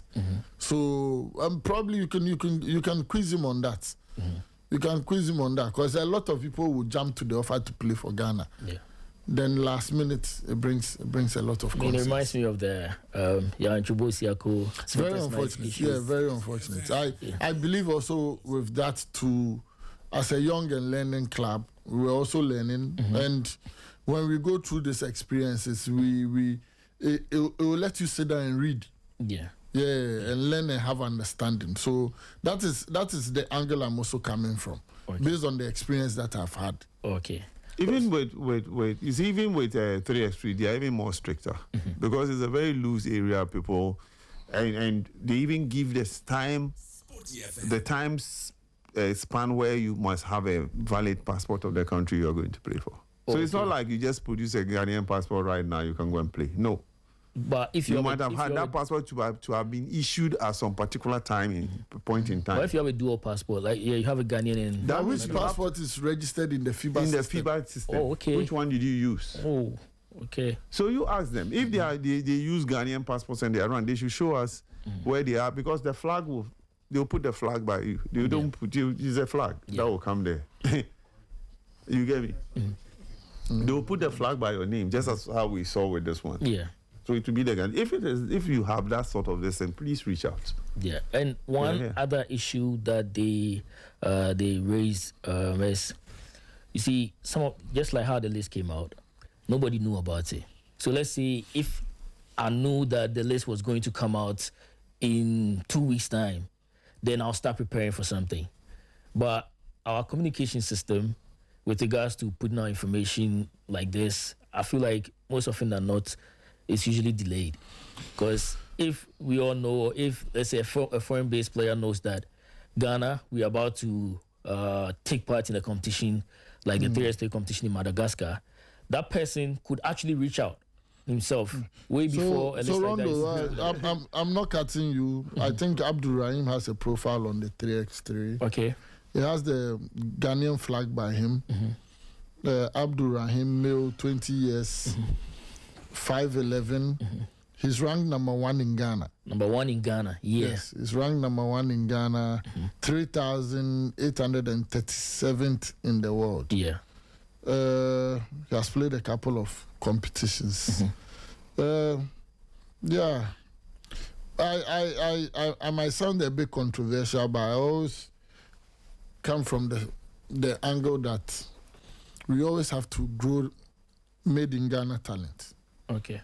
The reason why teams like Angola are flourishing is that they invest in the local talent. Let us not get to a point where, because now we are in a fix where if we had brought foreign-based players, we'll also be told that we are ignoring the local people. That is number one. Now, number two, we are at a point where we are growing the sport. And football is suffering today because of grassroots development. Our grassroots is now. How are we going to develop it? No disrespect to anybody who is playing outside there and getting all the experience, but we would have to grow from home, outside. But I also feel like, can't we also leave room for players like that? Because that one is left to the federation. Somebody like I'm sharing my view. It's left to the federation. So Rondo, I think I stand to be corrected, but I think Africa Cup 3x3 is similar to some of the football competitions that we have. Yes, the one that I stand to be corrected. Okay, but I don't think it is. This is 40 FM for foreign-based players. I stand to be corrected. They allow people to in Africa Cup. Because even the guys who played from Madagascar, one of their guys used to play in Germany. Used to play around Europe. To play around Europe. Okay. The documents I've seen around doesn't prohibit anybody from playing. Sure. Yeah. Because So with that regard, the number 1 ranked player in the country. There should be some consideration. But you see, now we are seeing, because did he play to gain the number 1 in Ghana here? In Ghana here, I think it's around the world. Yeah, around the world. He's playing around the world. No, I understand. What I'm saying is that we didn't know of such a player. Okay. We were looking at our players who were in here and were ranked. Okay. You understand? So that's what I said. Look, if he's such a good player, obviously he is, if he's ranked at the high, and he thinks he can come and help us, why not? What we are saying is that right now we don't have the resources to fly anybody in to come and play for us. Yeah. We don't have that one. But if there's somebody who wants to ride on his own steam and come and help us play, why not? We want the best players. As long as he's Ghanaian, nobody will stop him. But as I said, we don't even have the resources now that even would take us to Madagascar yet. Yeah. So the player registration is open for anybody. I believe that from what the document is saying, so we can even decide which players we want to present at the end, but whichever player should have had, it says only players verified. And even when you have a profile, your profile has to be verified. Okay. Yes. Only players verified for open category as of 2026 or earlier are eligible and can get registered for this competition. Okay. Yeah. Yeah. So means it doesn't matter where you are, as long as you're Ghanaian and you have a profile that is verified. So what you are trying to do right now is the journalists who are pushing for Atizigi. Oh no, it's not like I'm over. Oh no, it's not like I'm push. Okay. Rondo, so let me ask this question. This is a personal question to you. Yeah. You know, you guys have been having this discussion all this while. Now, do you think these foreign-based players would love to fly all the way from where they are to come and do justify, or they are waiting to be called up to come and play? These are two different things. Okay. Are they coming to play, or they are flying down to come and play justify before they get selected? The answer for Rondo. I believe that if he's flying down, then he believes that he's that coming good to play. Oh, okay. He believes that he's that good, and he can. You see, we are we have to be at a point in this country where meritocracy works. Okay. You have to merit it. Yeah. Not just based on the fact that you come here and you can. You stay. And me, let me just chip in here with the rankings.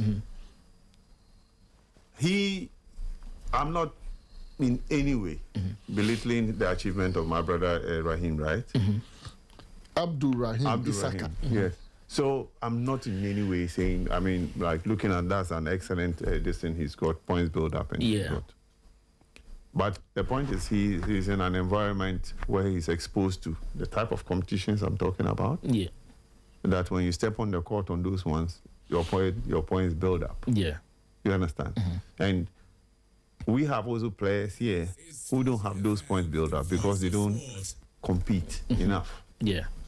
But that doesn't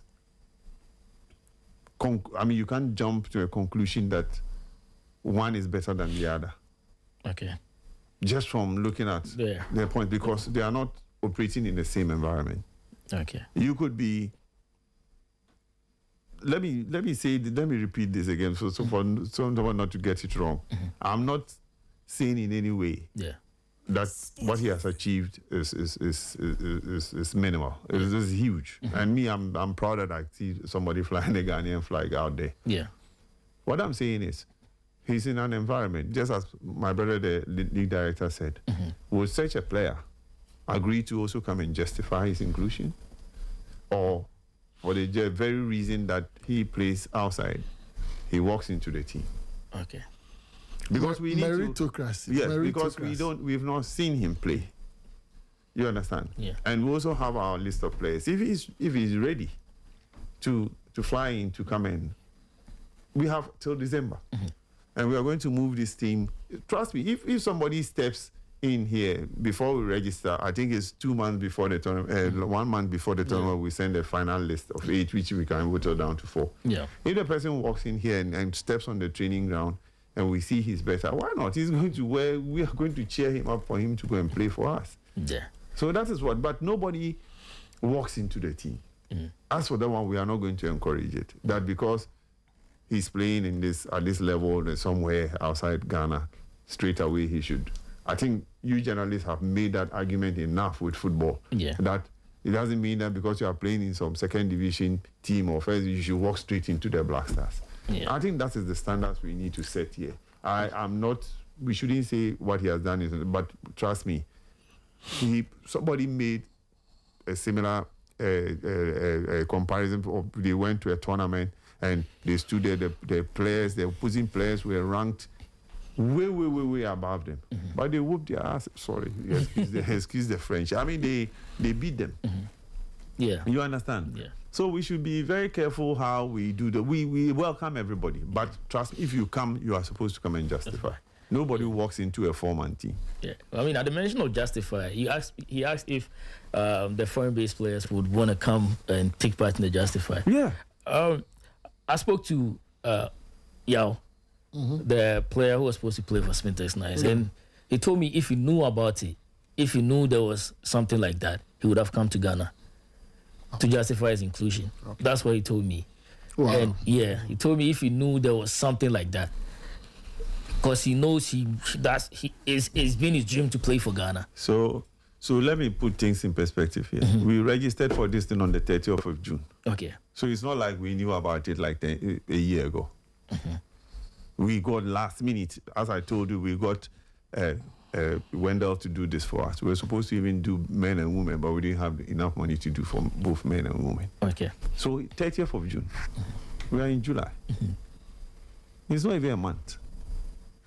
You get me? So we are also just trying to fast track things because those we are going to play there, as we explained, we are not even in the main draw. This is our first time we are going there. Yeah. So we will go there a day early and go and play a qualifier. Okay. Before even we walk into the main draw. And it is not only us. Countries like Angola, Tunisia are all in there. Yeah. They are not even in the top 12. Yeah. You get what I'm saying? I think it's Ghana, Guinea, Mali, Angola. That's our group. Yeah. To play against these 3 other countries to qualify into the main draw. Yeah. You understand? So I mean, we have time. I mean, now we've heard. Luckily, we have people like you who've brought this to the fore, and our brothers outside have seen it and want to come. Look, they are welcome. If you think you can make it here, let's say we are in we get in end of July. Yeah. Up till August. I think because the French one will be coming in September. The whole of August, yes. Yeah. The coach is coming in September. Yeah, so you have up to, we are doing this thing with the coach, and this is a top level coach. If you come and he assesses you, we know. I mean, and I think we'll talk to him person for him to help us in that state. Okay. So we have up to September. Okay. The clinic is coming on between September 20th to 23rd, right? It's a 4-day thing. Okay. So you have that window from now. If anybody, at least that's enough notice now. Yeah. We are in July, August, September, so 2 months. If anybody thinks the window is open. Interesting. Interesting. Because for me, in as much as I love our local players, I've been one of the biggest campaigners for our local basketball players. I want to see them grow. I want to see them play at the highest level.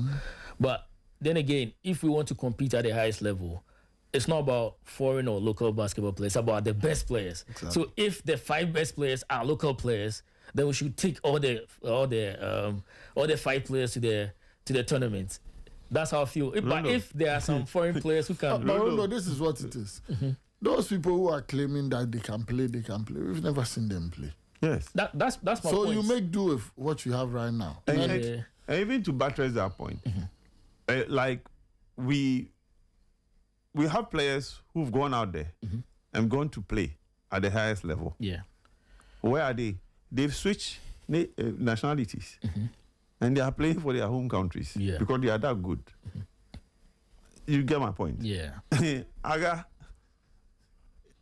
somebody mentioned that these players should come and we should call Aga. They don't know Aga played for the US. You understand? So he's no more eligible to play for us. Denis Kujo played for Belgium. These are big players in the world of 3x3.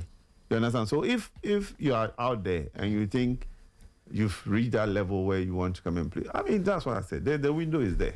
For our brothers who want to come, trust me, we'll welcome you. From now till September, yes. 20th. Yes. Okay. So if you're a foreign based player, you see the journalists, they've been able to push their agenda. Oh no! For me, I think it is fair. We are just being fair with, because if really they are our people and the flag flies alongside there, I mean, they are flying our flag out there. So I mean, we should give them the chance. I mean, it's open. So that window, especially that 20th to 23rd, that's the final window. Yeah. But you will not just walk into the team. You have to pass through the. I want to understand. I'm standing as a neutral person looking into the pot, and if I understand this, then it is being said that okay, I can wait as a foreign-based player.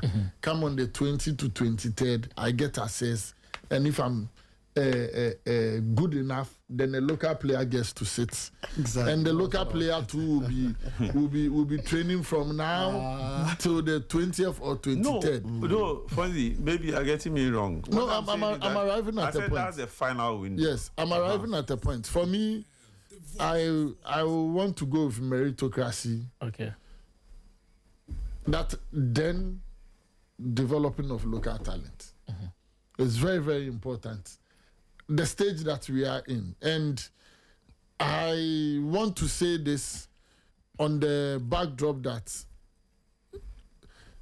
the Basketball Federation has an agenda. And the agenda is that we are starting from 16 to 18 and want to build a core. Yeah. So all these kids we are using to build a core from 16 to 18, please reason with me. Yeah. 16 to 18. Now, when it gets to the time that we have to qualify for AfroBasket or play national team, those that we've been able to bring, now they will go and bring some UK boy. Oh, meritocracy, yes, the person merits it. But I believe that as when I'll throw to the federation too, something we have to look at, that then there has to be a quota. There has to be a quota because in some places that I've seen basketball being run, and I can use Senegal, Mali, even Mali. When we played against the Timbuktu team on road to BAL, they had a quota for the youngest player in the country, 18-year-old, on that team. You go to their national team, it's a cut-out policy. Okay. That if you are picking 12, then the last spot has to be for an 18-year-old. Oh, okay. It has to be for an 18-year-old. And that is the roadmap to developing our local talent. I know a lot of people would disagree with me, but I believe that if we make home better, we will look attractive for the foreign-based players to come in. There's always a saying. There's a reason why when you go to the mango tree, you are throwing stone at the ripe fruit. Yeah. Because it's attractive. Yeah. Let us start making home attractive. Now we started making home attractive. Somebody is telling us that he is number one. Where was he when we were trying to put all these things together? I mean, maybe he didn't know. He didn't know. Because for me, even the He should continue not to do. no, even the 23-man squad, I just found out. No, Rondo. Yesterday, Let me tell you this. When when we don't go for any competition, they're able to go into the website and say, why is Ghana not there? They're able to go do that. Why didn't they go into Africa Cup to see the list of countries that are qualified until we release players? Because if you go to FIBA 3x3, you will see the countries that are going for Africa Cup. The seeding and everything is there. Why didn't they see that? Because, you see, I agree with you completely on what he's saying. Me, I just want the benefit of the doubt. If the person thinks he's good enough to play more than our local players, he should come and compete with them. And let's see. With the U16 level, that's a different ball game altogether. Yeah. Even at U16, if you are somebody who's going to stay outside, especially when you have a second passport or something, it's a whole process to bring you back into the team. Yeah.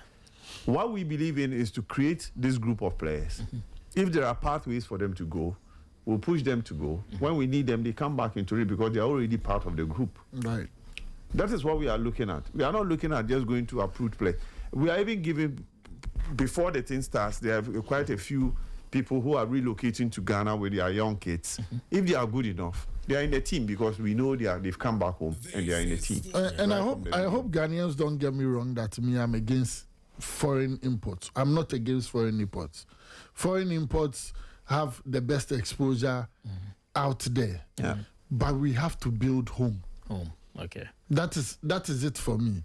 If we're able to build home right now and we are going for a competition, African Cup, and we have 7 solid foreign bids, 5 foreigners, or vice versa, then we know that we are getting somewhere.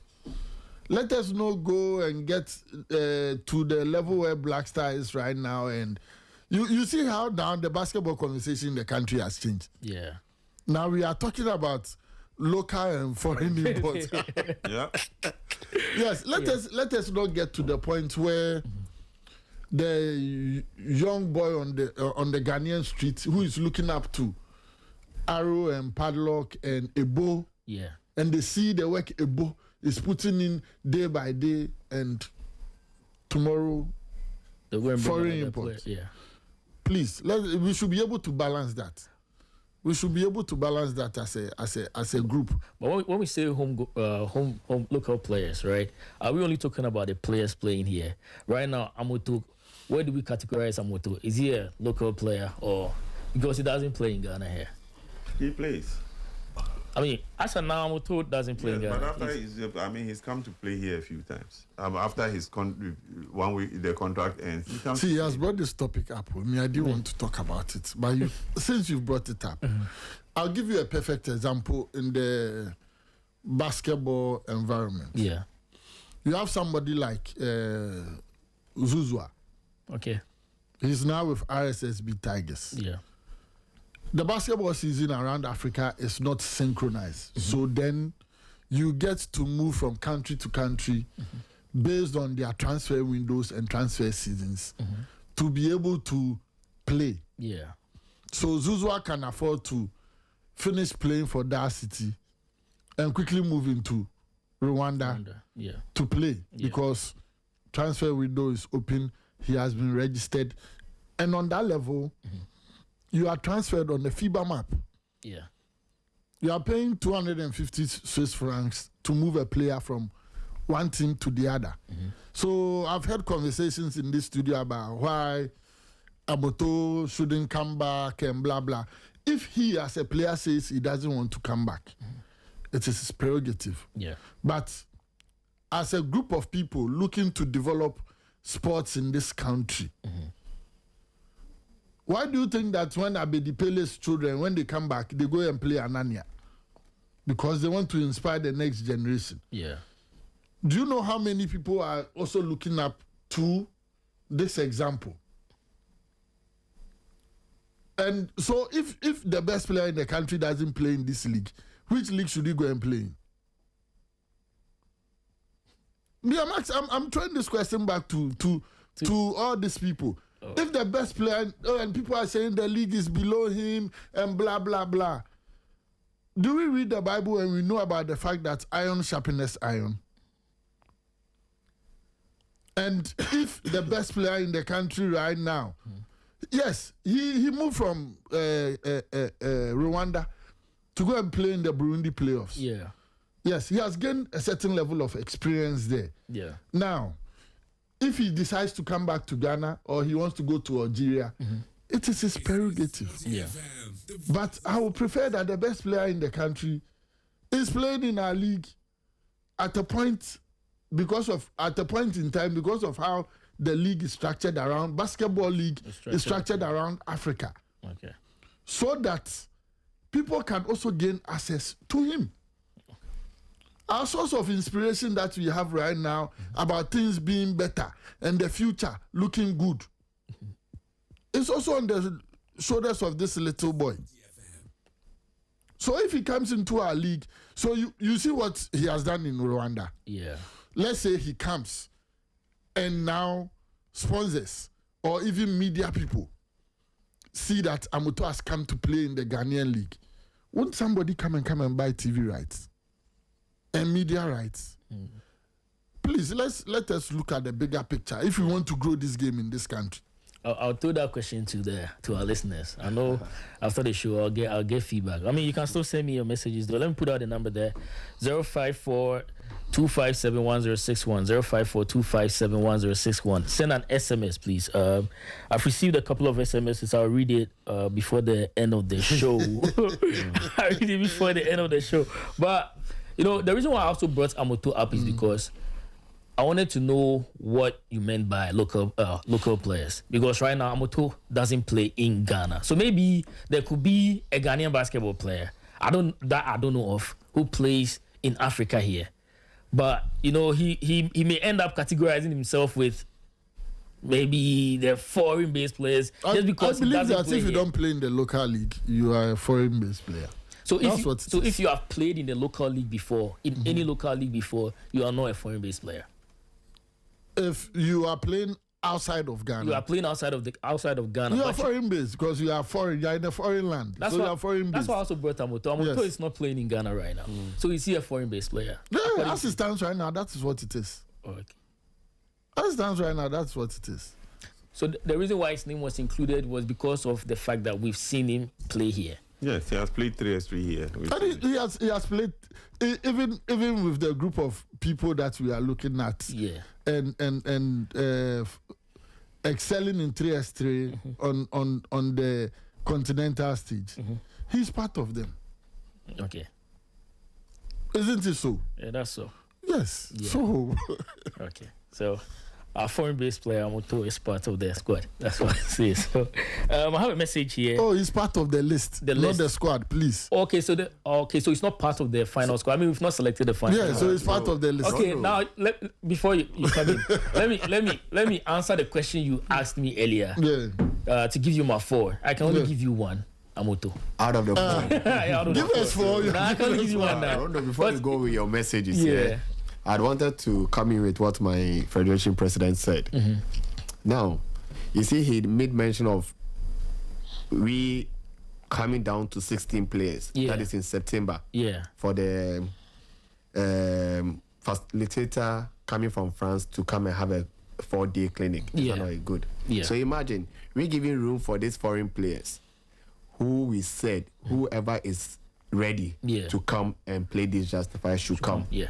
And you said they can come at where? 20th to 24th. I think it will be too late. You have to come now. It will be too late because by the time he gets here, he should be here for the Justify. Yeah. Other than that during the clinic, out of the 16 players, whom are we dropping? And this same constituents, our fans out there will go like, why have you waited till that time for him to come and we are dropping someone who has been with us from day one? Yeah. made it to the 16th player, then now we are dropping one just to put in room for a foreign base. So player. they have from now to Yes, so they have from Mr. now. President, So I just wanted they to have from correct now that. to- Oh yeah, I mean that is exactly 20. what I meant because You get it? when I say that, I mean that the Because person should be in that group. I know somebody like my brother. Yeah, in Chibosiako. He wants to play for Ghana with a passion. Yeah. He wants to play for Ghana with a passion, and it's just based on conversations that we've had. And he wants to wear the national flag on his sleeve and all that. We also have to balance it, both for him and those here. So if you want to play, come and show working. We're sure, okay. Yeah, come and show Okay. working. So that's the message to the foreign based players. If you want to play, you have now. Yeah, I'm interested in the message. So. Okay, we have one. We have one from Seth. He says, how about coaching? Who go coach? Will there be a selection for a coach? That one, the boss who did. No, I mean no. Coaches are not. I mean everywhere in this world, nobody goes to do competition for coaches to coach a team. Yeah. We have a technical directorate in the GPR. Maybe that's something that I've not mentioned. We have a technical directorate, and they will advise on the coaches who are best. You see, 3x3 is quite different from 5x5. Coaches don't sit on the bench. Yeah. You only have coaches who do preparation. On the match day, coach is irrelevant. Okay. Coach is not on the court. It's only the players. You are not allowed to coach even from the stands. You understand? So this is different. Let's keep it at that. We know coaches in the country who've handled 3x3 for a while. We know them. We call some of them to come and do this exercise for us. Okay. At the point when we get the team ready, I think it's the same coaches. Right from Africa Games, they were there who handled the kids, and they said, we'll choose some of them to handle, and the foreign coach who also come and help us in that aspect. Maybe he will bring something different for us to also learn from him and then move these players forward. Okay, so the actual coach who will go with the players has not been selected. No, we have a group of coaches. Group of coaches. Yes. Okay. But even, you see, that's why I keep saying that 3SC is different. Coaches only do preparation. Yeah. On match days, coaches are irrelevant. Yeah. You can't go on the court, you can't time out, you can't do anything. Yeah. It's the players who communicate among themselves. You understand? So it's quite different. Yes, we need a coach to watch a game and then strategize for them when they finish the game for the next one. Watch it. Yes, we need a coach to do that. So we'll get a coach to go with the team, but the coach hasn't been selected yet. Okay. We have a group of coaches who are preparing them, and the coach that will take them has not been selected. Okay. Now the other message says, is there an age limit? No, for Africa Cup there is no age limit. There's no. No, you can't go below some age too. Yeah, you have to be 18 and above. 18 and above. Okay. Yes. So after 18, even if you are 40, you can still play. Yes. Okay. Because I know some national teams, sometimes when they are selecting players, even though there is no specific age limit, some national teams actually they have their own silent age limit that they look at. Something that's not really known to the public, but the selection committee. But 3x3 is funny. If you watch all across the world, it's people. 3x3 players are quite up there with the age. Yeah. They're in their mid-30s to late 30s, and they are still playing 3x3 at the top level. Okay. So I think for now, hopefully, I mean, we have a very quite. If you watch the players we call, they are quite on the young side. So I think that we don't have too many players in there who are quite old, who are old. We plan for these players to be around for a very long time for us. Okay. I mean, people are enjoying the conversation. We decide to read everything. We may not end up in the show, but I mean, let's go to the second pillar in the strategic plan, the youth development and elite pathways. Right. Recently, I've been putting out a Sprite Ball series where I've been talking about high school basketball, and that's garnered a lot of interest. People have been asking me questions. When will we play high school basketball again? Will the Sprite Ball come back? Because high school basketball is synonymous with Sprite Ball. Because everybody grew up playing Sprite Ball. Now my question is, do we have plans of bringing back high school basketball at the national level? Okay. So for me, I would say I always tell people that high school basketball is our base. Okay. We don't do much basketball in let me say senior high school is our base. Yeah. We don't do junior high. There are very few junior high schools who have basketball courts. Yeah. So serious competition starts at high school, senior high school level. Unfortunately, for when this new system came, people end up going to high school and not even playing intercore. And they finish. Okay. Because of the 3-year cycle. Yeah. Sometimes lack of fans, the time it's supposed to happen, lack of fans, then you don't get to play them before you see you've completed. And that has clearly affected the type of players that enter university. So even in the very old system, I remember that was how we got discovered. We played high school basketball. Then those times there used to be something they called the academic house team in the 80s. So when you go to like intercore, interregionals, they will select the best athletes, the best footballers, the best basketball, the top 12, the top volleyball, they will select all hockey. Then you all go and congregate in Winneba. Yeah. And that is the national academic arts team for all the sports. Then you have coaches working on you. So these are players that will proceed and then go on to university, then go to the under 23 level. And those things went away and until we got this new system. I think it's very important that we go back there, as you said. We had a very good competition like Sprite Ball coming to occupy that space. Unfortunately, sponsorship issues came in because Sprite left basketball and I think fell apart. It's not like Yausichi decided to just throw it away, but I mean, the main sponsor had to move because the brand was no longer associated with basketball. Yeah. I think even one of the first people I spoke to when we were elected into office was it was the Yausichi. Yeah. And I said, look, for me, I'm a product of that level of basketball. So I think we should go back there. That will be knowing that we're going to do this, the second pillar, as you spoke of, do this youth basketball. Yeah. The best place to get this group of players coming up where they have their, I'm not maligning anybody, but where these players have their authentic ages at the school level, then we can pick from there and know that we are picking the right group of players to play at that age level. Okay. So we had that conversation. We are still having that conversation. But what has gladdened my heart is from the meetings we had with our constituents. You heard the Greater Accra chairman telling you about how they are going to do high school basketball. So is Cape Coast. Okay. So is Western Region. So is Brownful. Yeah. So at least for now we have about five regions who are going to champion that sort of competition in their respective regions, even with the collaboration of GES in those various regions. Because GES themselves don't have the budget to do the national one.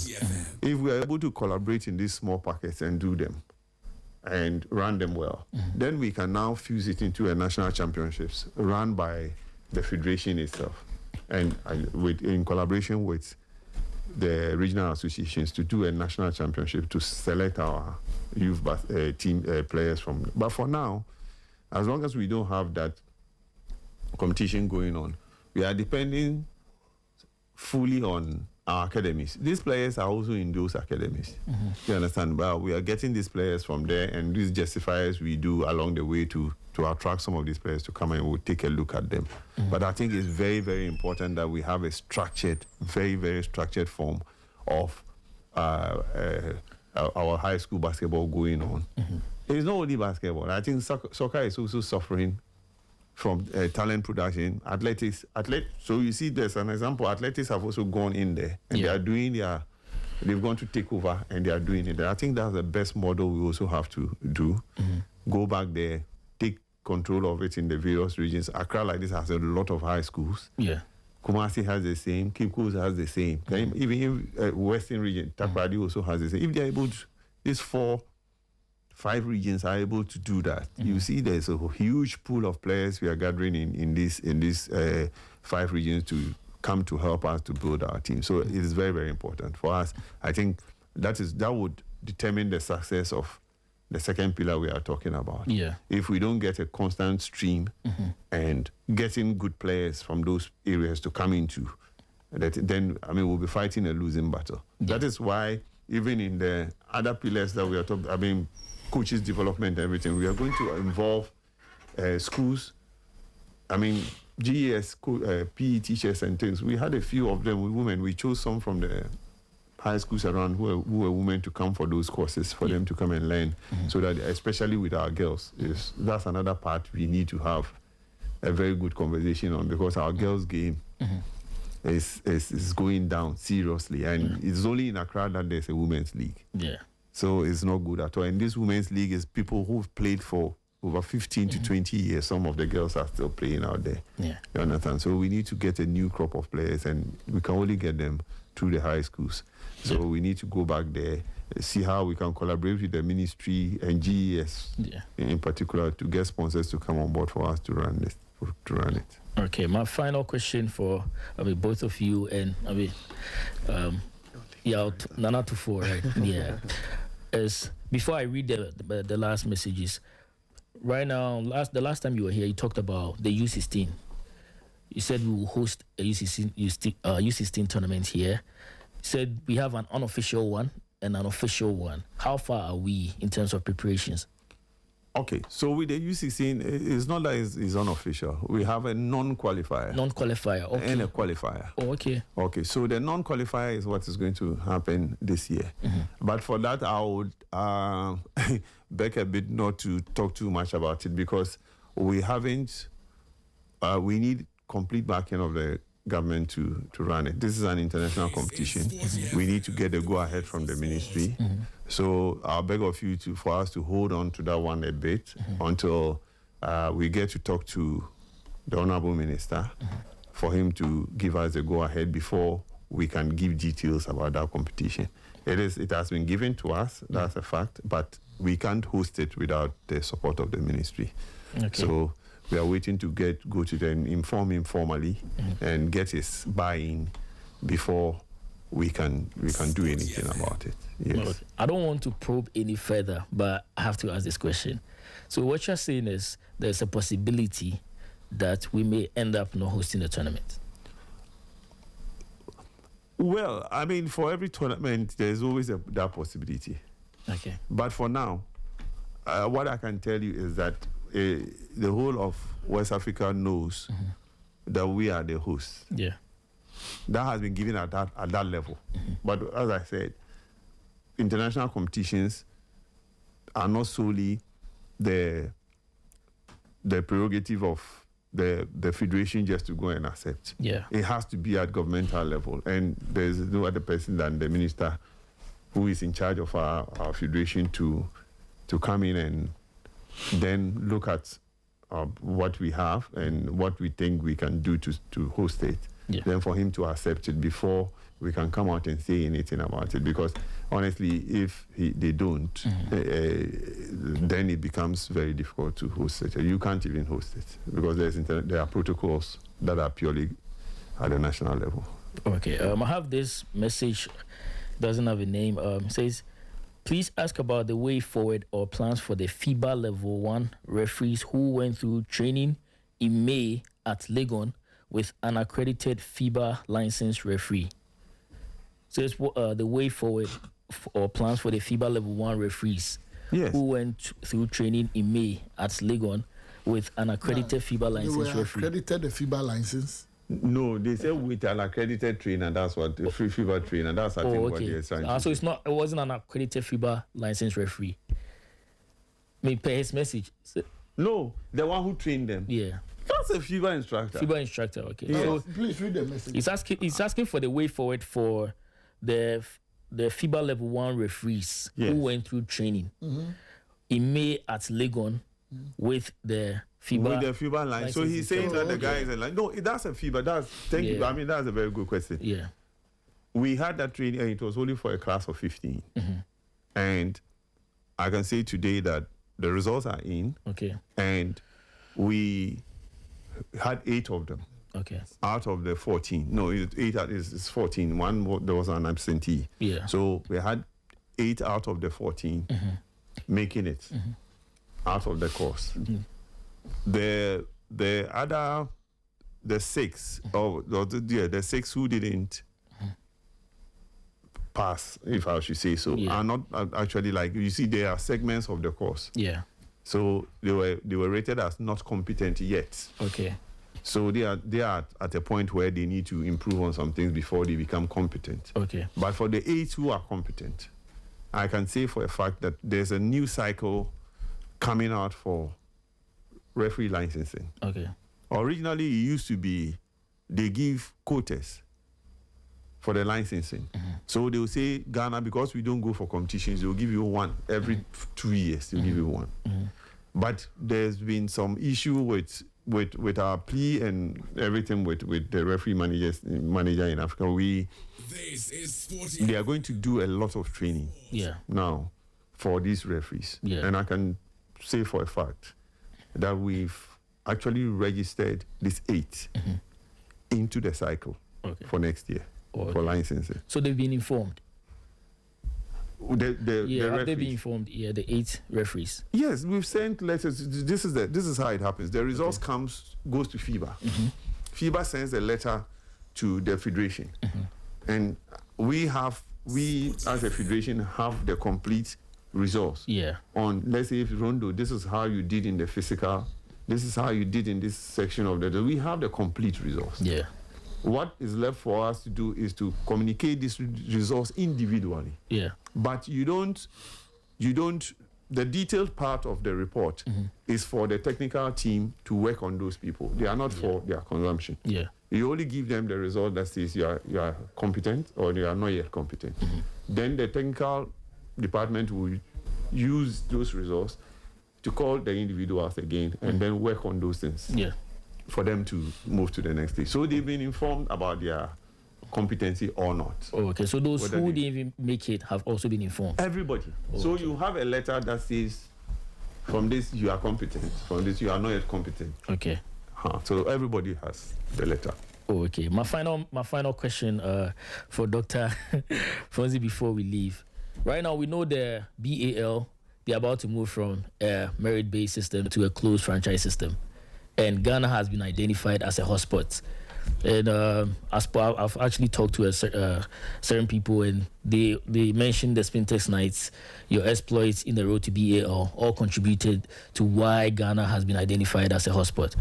So, with that information in mind, is there anything in place, or is there a plan in place for us to bid for a franchise? Because I've heard you need $50 million to $70 million to bid for a franchise. So even though we've been identified as a hotspot, could there be a franchise here? Is there a possibility of us having a franchise in Ghana here?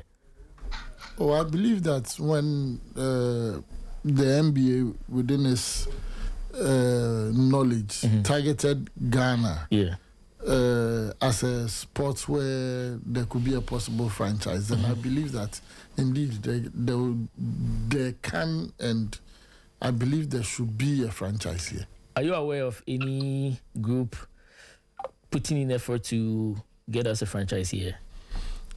Oh, I know people are putting in bids. Okay.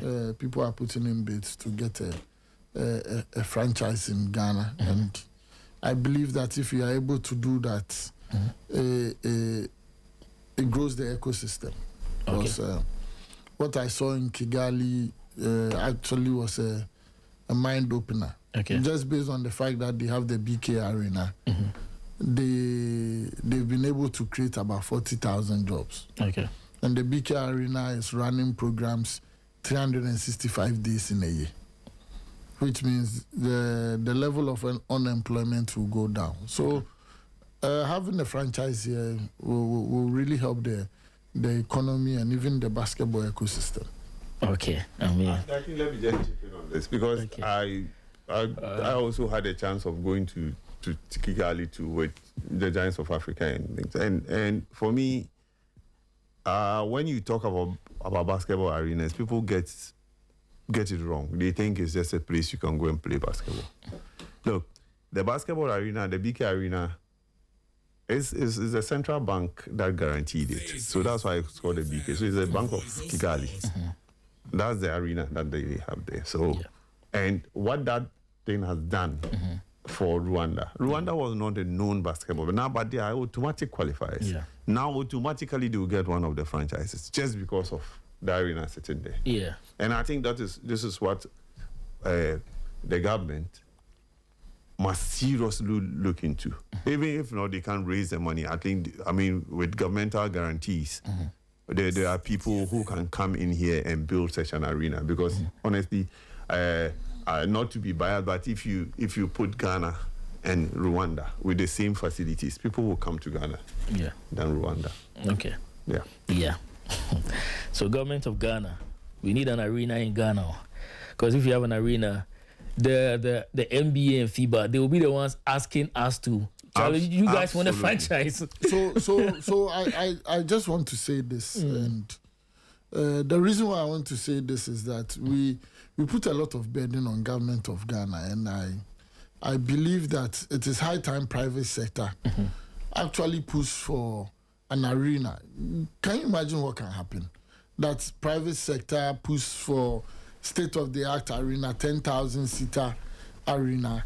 The next thing we will do is that we'll push for certain sports reforms in the country.